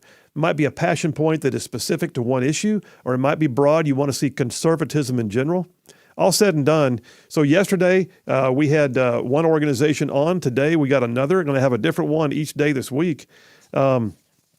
We had the Faith, Freedom, and Family Coalition of Mobile on yesterday. Later in the week, I intend to have perhaps Club for Growth, I believe. We're still confirming that one for Thursday. Tomorrow, we have Eagle Forum. Friday, we have the Alabama Policy Institute. Today, we have an organization that just opened for the first time an office here in Alabama, Americans for Prosperity. They're a national organization, a 501c4. And Adam Thompson, who I had known in Montgomery days, Adam Thompson serves currently as the new Alabama State Director for Americans for Prosperity. It's one of the largest grassroots advocacy organizations in the country. And as State Director, he collaborates with all kinds of local partners to do what they call promoting free markets, liberty, and limited government. Adam has served in 15 years of state government roles. I think we may have met when he was working for the Secretary of State. He actually ran for state auditor in 2014. In the meantime, though, I'm doing a lot of talking. Let me just bring on my guest. Adam Thompson, how you doing, man? Hey, Senator. It's good to be with you. It's good to hear you. I'm glad you're back in the state doing what you're doing. So let me do this, man. Let's just talk about a little bit of your personal background and then tell us who Americans for Prosperity is, and then let's talk about how it's going to work here in the state, all right? Yeah, absolutely. No, a little bit about me for your audience. Of course, as you mentioned, I spent 15 years in state government in a variety of roles, including serving 3 secretaries of state, a state auditor, worked for Governor Ivey for a while, and I was also a deputy commissioner for a state cabinet agency. So a wide range of service to the state in a variety of positions. Of course, you and I think, first met when I was working in the Secretary of State's office, and then certainly interacted when I was in the governor's office doing political appointments and the deputy chief of staff as well. So I've dedicated really my career to serving the state, making Alabama a better place, advancing those policies that will make Alabamans more free, more prosperous, and doing the best we can do to make the state a great place. I've lived here my entire life. I love Alabama, and I want to see it be the best it can be. But unfortunately, we are facing headwinds, especially from Washington D.C. and a White House that is pretty much anti-liberty to the extreme, right? And inflation and cost of living and other things that are just squeezing everyday Alabamans to the point of not being able to do the things that they need to do. So that's why I do what I do. But a little bit about AFP. I mean, we're a national grassroots organization, so we focus on empowering grassroots, right? Empowering volunteers, everyday people who want to make sure that they are holding their elected officials accountable and that they are involved in the process to make their state, their community, a better place. Well, so let's talk about that for a minute. So it's kind of funny putting national and grassroots together, but you're a national organization that works at grassroots levels on the local side. I mean, this is like, you're not small. Don't you have like, aren't y'all like the 43rd state to have an office now or something like that? Alabama is now the 37th state. 37th, okay. Offices in 36 states. We opened Wyoming earlier this year, and then Alabama this summer. We've got over 4 million grassroots activists across the country in all 50 states. So we are a national organization, but with local reach, right? We have brick and mortar chapters in all 37 states, and so we focus on bottom-up solutions. We do not believe in top-down, one-size-fits-all solutions. We think that the best ideas, the best way to help improve your neighborhood, your community, your state, is from those ideas that come from the bottom up, and that everybody has something to contribute to making their state, their local community a better place. Now, y'all are also an organization that's not afraid to get involved in political races, too. Don't y'all endorse and support candidates occasionally? Yeah, so one of our sister affiliated organizations, Americans for Prosperity Action, does get involved in political races. We support champions who advance, liberty and economic opportunity for all Americans. We will work with anybody to do right, and so we will back that up with our ability to engage neighbors and friends, go door to door, to really support those candidates who support the principles that we believe in. We're a principles-based organization. We're not loyal to a specific candidate or a political party. We're loyal to the principles, right? And we want to make sure that the principles that we advocate for do not change, right? Politicians come and go, as you well know, and others well know who are listening, but the principles of liberty, economic freedom, holding people accountable, are core to what we believe. And at the very core of what we believe is we believe in people. We believe everybody has something to contribute, and too often or not, government is often a barrier to that contribution, right? We have regulations, we have things that just prevent people from being successful. All right, so let me jump in there and ask you. Let's talk about, like, in practicality. I mean, you guys have what I would call bylines that I immediately are attracted to. Liberty and free markets and all of it. And I think my audience would agree with that. Those are things that we need to see pursued at every level. We're a largely red state, but some would say we tend to have purple politics too often at the state level. But what is it that AFP is going to do? Americans for Prosperity. If you're here now, how is in practicality do you take what y'all say you stand for at the national level and make it fit to somebody at a local level? What do you do? Yeah, no, absolutely. So in Alabama, early on, focusing on cutting regulations, expanding access to opportunity, economic opportunity across the state, and most importantly, frankly, to me too, is fighting for educational freedom for every child. We hear the term school choice is thrown around a lot, but what that really means is making sure that all children have the opportunity to be successful. One size does not fit all. All children do not learn the same, but all children can learn. And so you have innovative policies throughout the country, like education savings accounts or charter schools or education pods or any combination thereof, and public schools, right?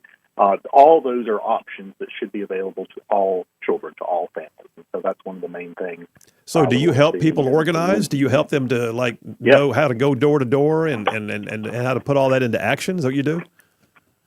Absolutely, yes. So we focus on building that grassroots apparatus, so building those neighbors and friends and really bringing them together on the issues they care about most. We talk to you how to really engage with your legislators, how to engage at the legislative level, how to put pressure on elected officials to do the right thing, right? And so that's where our difference is from a lot of other organizations. We don't hire a bunch of lobbyists and pay a bunch of money to do that. We focus on empowering everyday Alabamians to make sure that they can have their voices heard and get the policies that really affect them and are going to mean the most to them. I totally get it, and that's exactly. I mean, my show we make that like almost a daily mantra.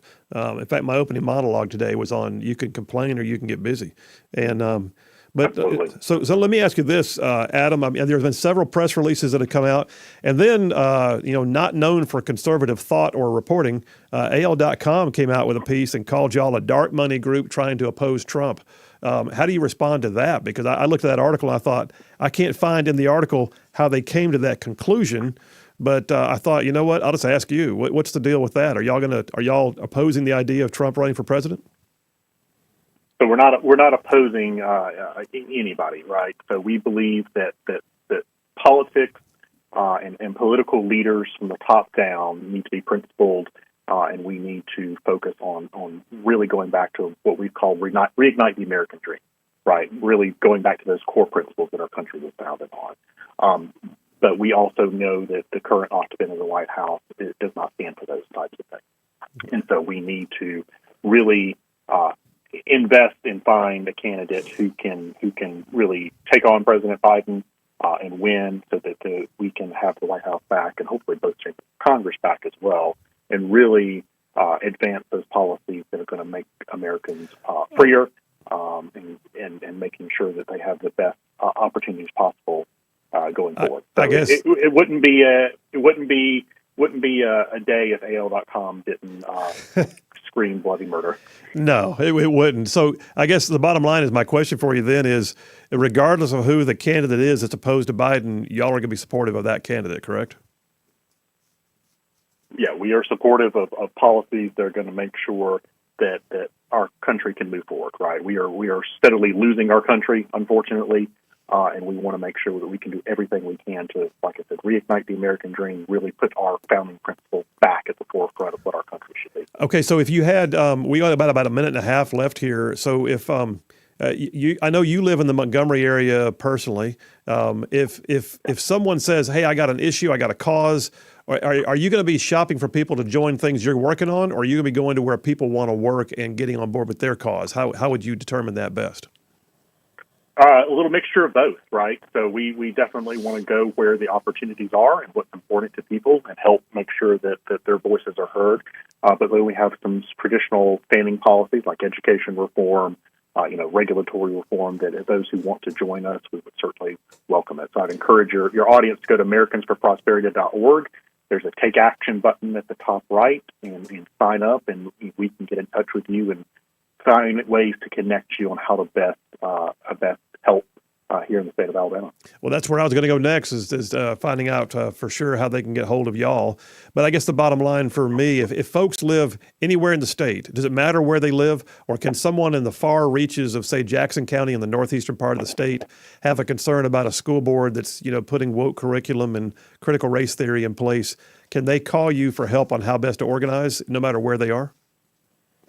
Absolutely. All corners of the state, all 67 counties, that is our goal, is to have people organized and understanding what the issues are and help empower them to take action, right? It's not about us. It's not about me as a person or us as an organization. It's about every Alabamian being empowered to take action for what they believe in.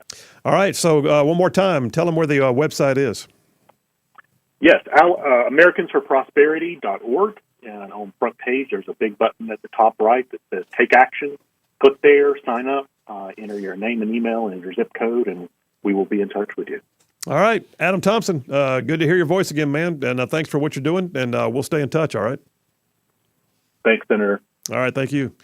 All right, there's one more group, and I ran long intentionally because I wanted to make sure I had as much time as possible with him. But yeah, we'll take a break right now. We'll come back and dissect that a little bit, and some more thoughts on finding that place where you can plug in yourself. And for what I heard there, he's a group that will travel to you. So we'll see what happens. Phil Williams, Rightside Radio. We'll be right back.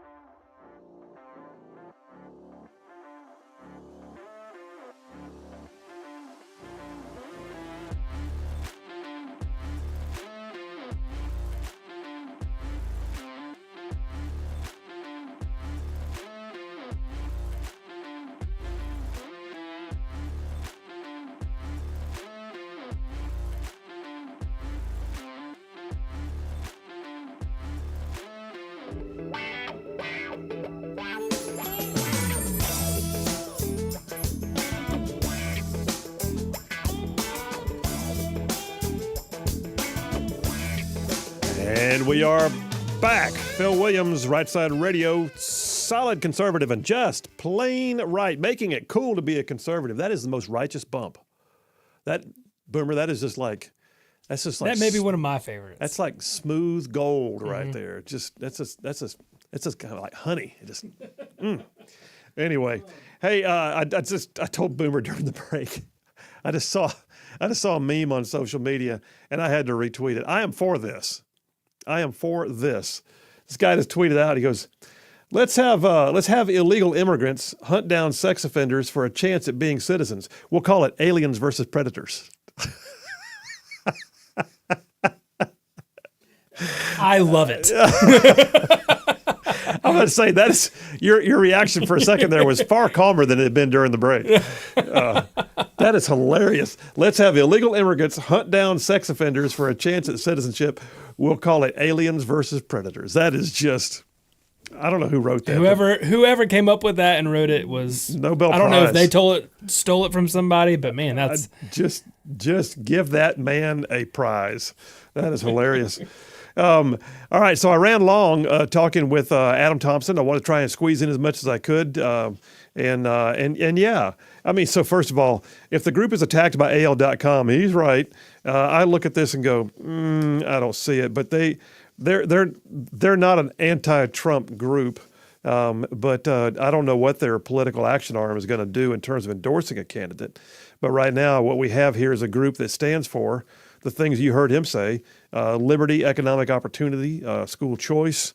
I'm for that. We need more people hunting those things down and helping people rally up to fight for it. So what I gathered from that is if you had let's say that you're right there at home in, I don't know, Lafayette, Alabama, and you find out your local school board has got all kinds of junk in there you don't want to see in your schools.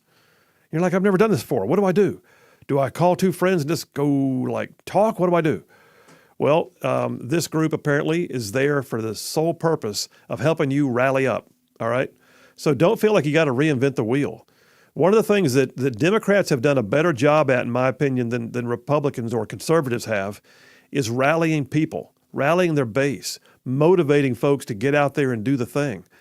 And I don't know how to explain that. Maybe it's because they're radical to begin with, but leftists, we got to beat them at their game. So when it comes to sharing the battle space, you need to know who's out there. Now, I don't think that AFP is going to get in the way, Americans for Prosperity is going to get in the way of Alabama Policy Institute. They both have policy goals. They're not going to get in the way of each other, but wouldn't it be nice once in a while to know that if you go down to Montgomery to speak at a hearing on a bill, you can call AFP, maybe call Eagle Forum, maybe call this Faith and Freedom and Family Coalition of Mobile and say, hey, can y'all all be there on this day and bring some people? Bring 5 people. We'll bring 5 people. You bring 5 people. And then let's all take a chance on trying to speak at a public hearing on that bill that does horrible things to our kids. You might be amazed at what can happen when you have different groups in the same battle space. We'll talk about it a little more when I get back and take some text messages too. You guys stay tuned. We got more. Phil Williams, Rightside Radio. We will be right back.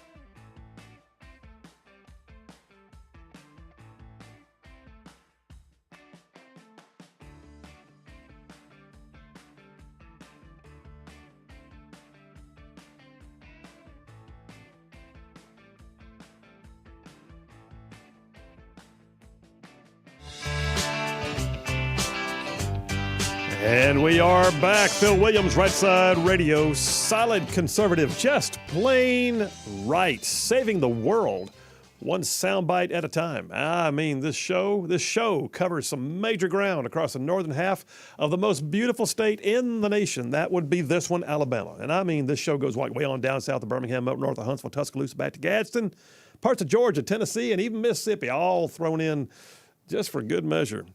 Hey, listen, before we go any further, I got to tell you guys, our newest sponsor, Southern Immediate Care. Southern Immediate Care with branches in, where are they all? Anniston, Gadsden. They got 5 locations around the Birmingham area. They just opened up 2 new locations, one in Chelsea and in Hoover. They're open 7 days a week. Southern Immediate Care. Weekends, y'all. You know how it is. Your kids get sick on the weekend. What do? Southern Immediate Care. You want to check them out. This is where I go, by the way, in Gadsden.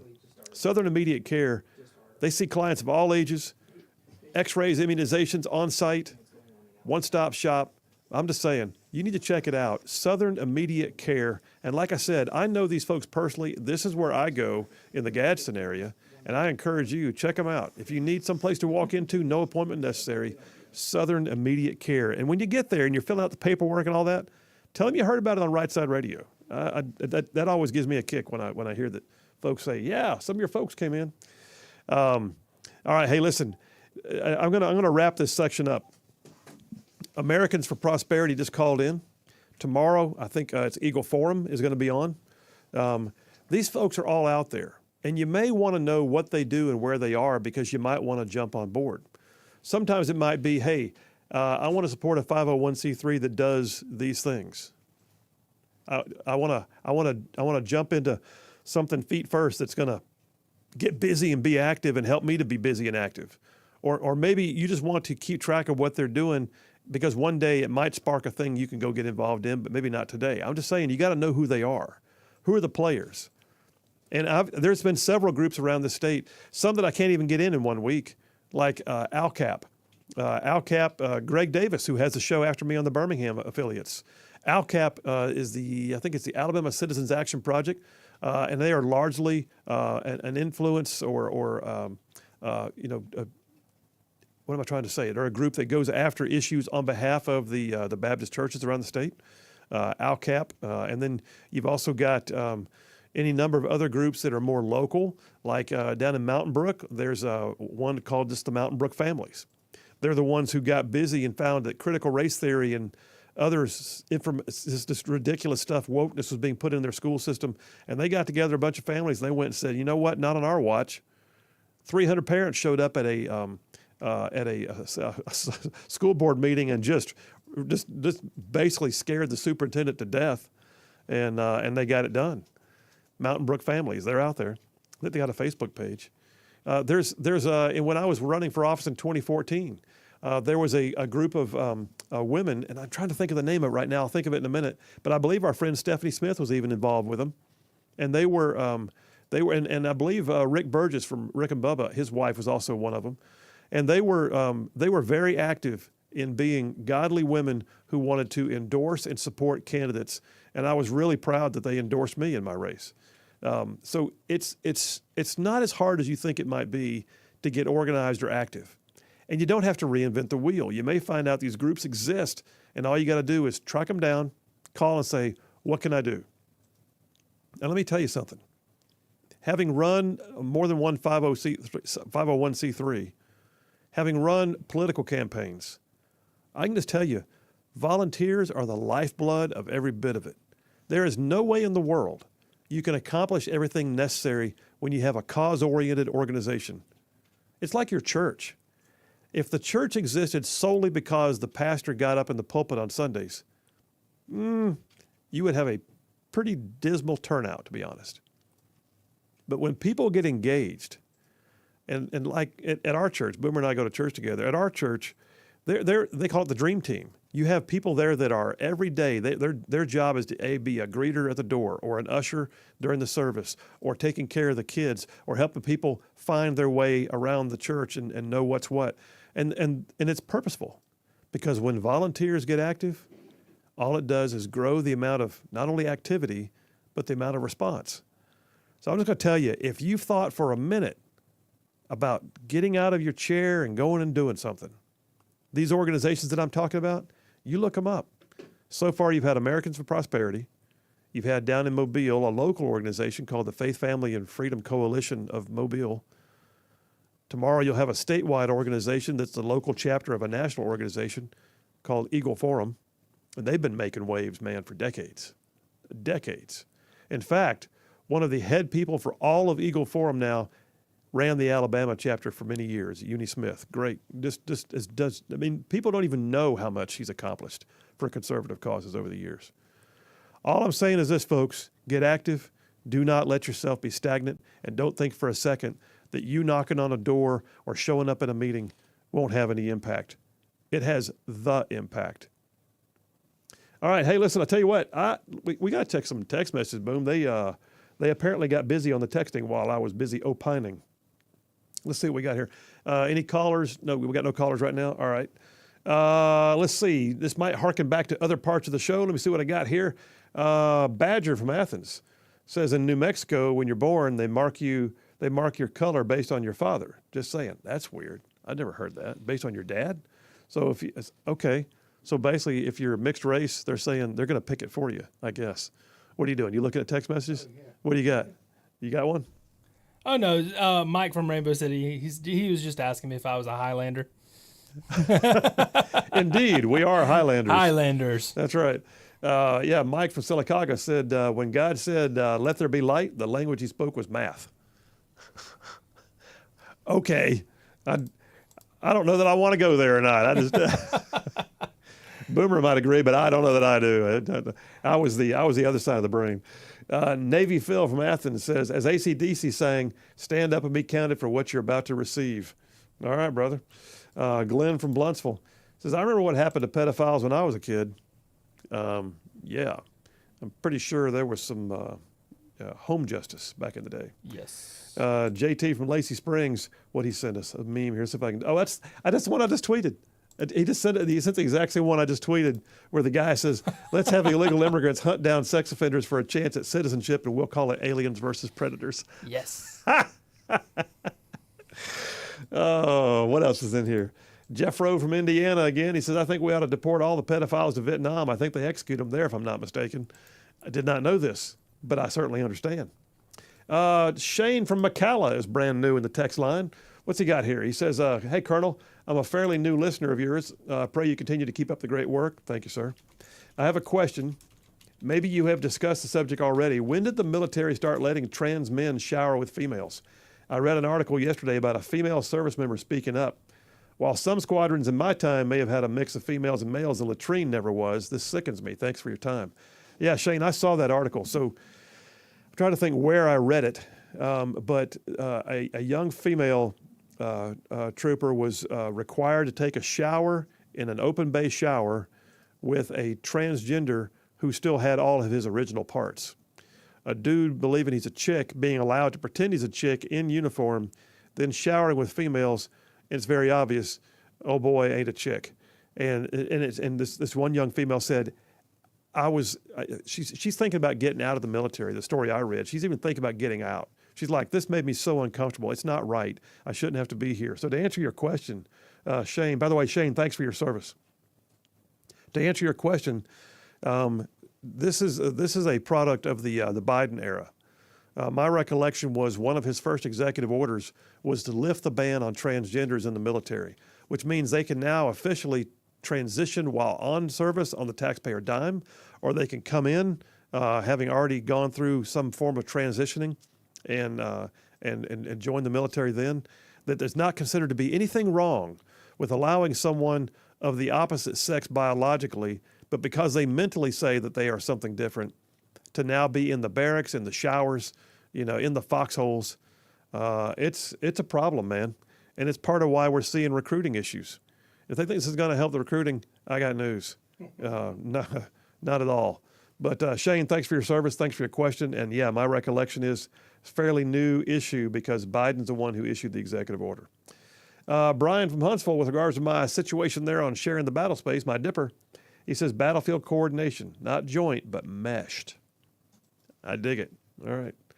And then John from Huntsville, back on that walrus float. You like the walrus float story? I do. I like that story. He says instead of entering a walrus float named Johnny, he should have entered a jackass float named Joe.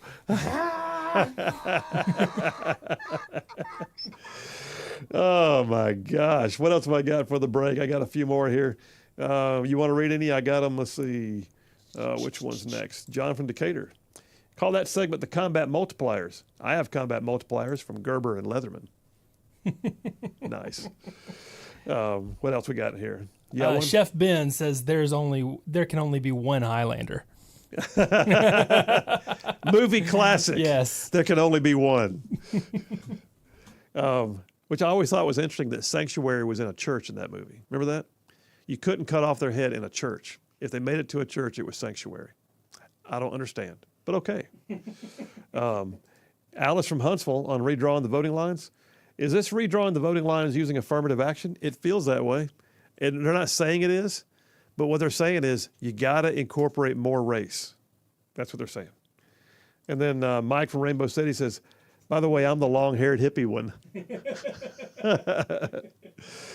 All right. Listen, I'll tell you what, boom, let's take the break right now. Take the last break of the day. Come right back and put a lid on this one. Tomorrow, don't forget, tomorrow is the day we have Grand Council. And we'll also have Becky Garrettson from Eagle Forum continuing that trend on sharing the battle space. And then also keep your eyes peeled because the legislature is in session duking it out on how best to redraw the lines, and I'm sure we'll have something to say about it tomorrow. All right, you guys, Phil Williams, Rightside Radio. We will be right back.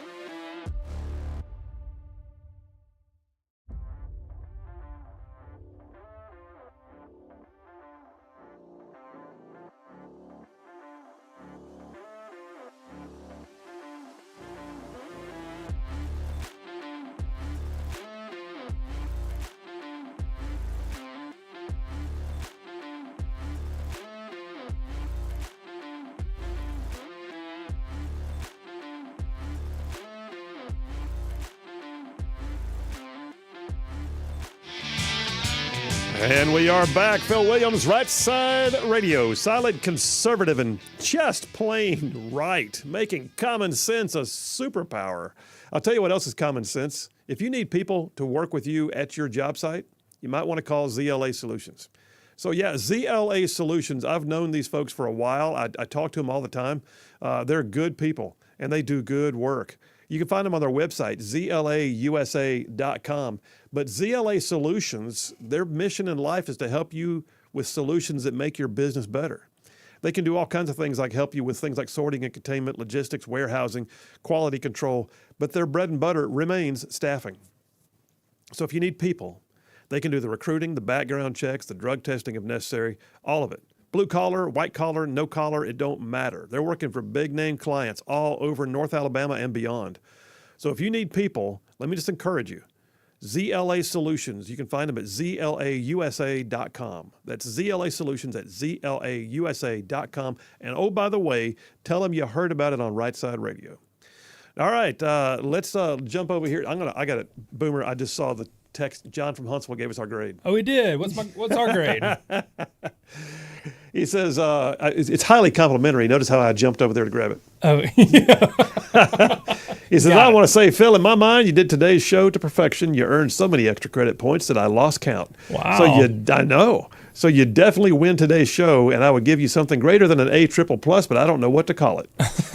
Then he says, also, Boomer was doing pretty good until he said he was a fan of math and not English. So, Boomer, since you love math so much, what is 90 minus 10? Hint, that's your grade. Ouch.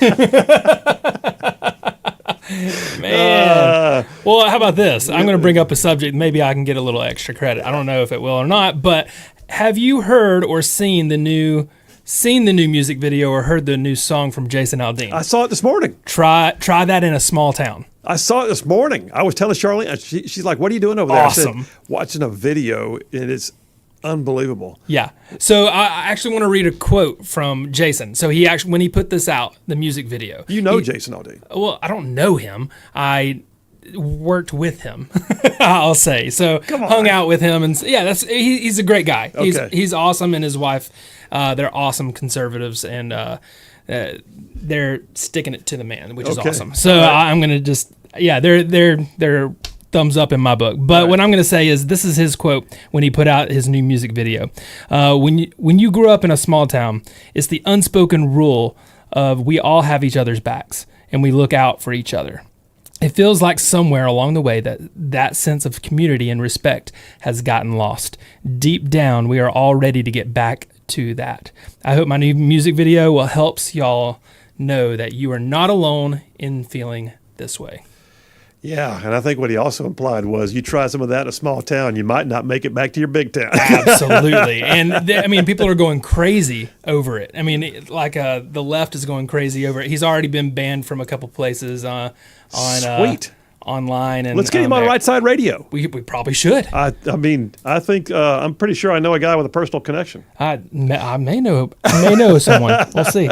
No, I mean, I saw the video this morning, and yeah, so I mean, he runs. I mean, and by the way, nonstop for the entire song, with the occasional, of him playing on stage or whatever. Have you seen the video yet, or just heard the song? I've just heard the song, so I'm going to watch the video. The video is nonstop of like Antifa riots and people, robbing elderly on the streets and rampant homelessness and drug infestations in San Francisco. And it's just like this video is just a string of things. You're like, yeah, oh my gosh. But then he says, try that in a small town, and see what happens. I think small town America is still. The big cities are important, absolutely, they are. But small town America is still where the values that we hold dear just are considered the way it is. I mean, all this. It's what's maddening is if you were to look at a map, like the electoral map, they talk about the popular vote. Mm-hmm. The mass clusters of blue, the liberal Democrat votes, hunker down in the big cities. You will watch that the majority of the map is red.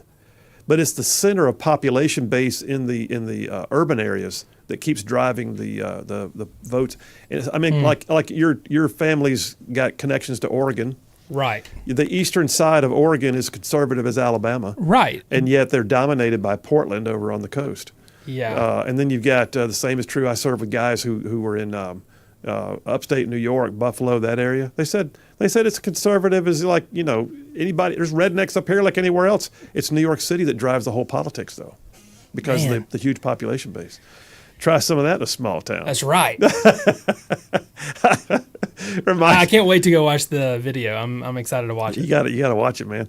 And did you or did you not watch a movie the other night? You said okay. So right after the monologue, I told you I was going to go watch the movie. You did? Ford versus Ferrari, and that night I watched it. It was awesome. Now, did you watch it by yourself, or did little man watch it with you? Yeah, I totally watched it by myself. So little man he fell asleep, so I just watched it and. It was good. That's one of those that, with the exception of the occasional, cuss word or something, it's pretty clean. Yeah. And it's a true story. And it's like I remember when I watched Rudy for the first time. I told Charlene, I want our son to watch that every day for the rest of his life. Yes. But Ford versus Ferrari is one of those you could pull out and say it's okay for our kids to watch this one. Yeah. There were some great scenes. And good why didn't you do Rudy? It's only 5 days in a week, bud. Save it for next time, round 2. Yeah, we'll do movie week again. I mean, that may have to be like a twice a year iteration or something. But anyway, we'll see. All right, hey, listen. Oh, by the way, John just sent you an update on your grade. I think. Where'd it go? I just saw it. Where'd it go? Oh no, Brian from Huntsville said John grades on a scale. Brian, I like my grade. Don't talk it down. I like my grade. Yeah, okay. All right, listen, you guys got an amazing, you're an amazing audience. We love you, and we'll be back here tomorrow at 2. Got a show already packed full of stuff for you. Stay tuned. We will see you when the time comes. And in the meantime, just remember, sharing the battle space, all that means is, hey, conservatives, get out there, find your place to plug in, and get busy. Ain't no use in complaining. Phil Williams, Rightside Radio. We'll see you back here tomorrow at 2. Have a great night.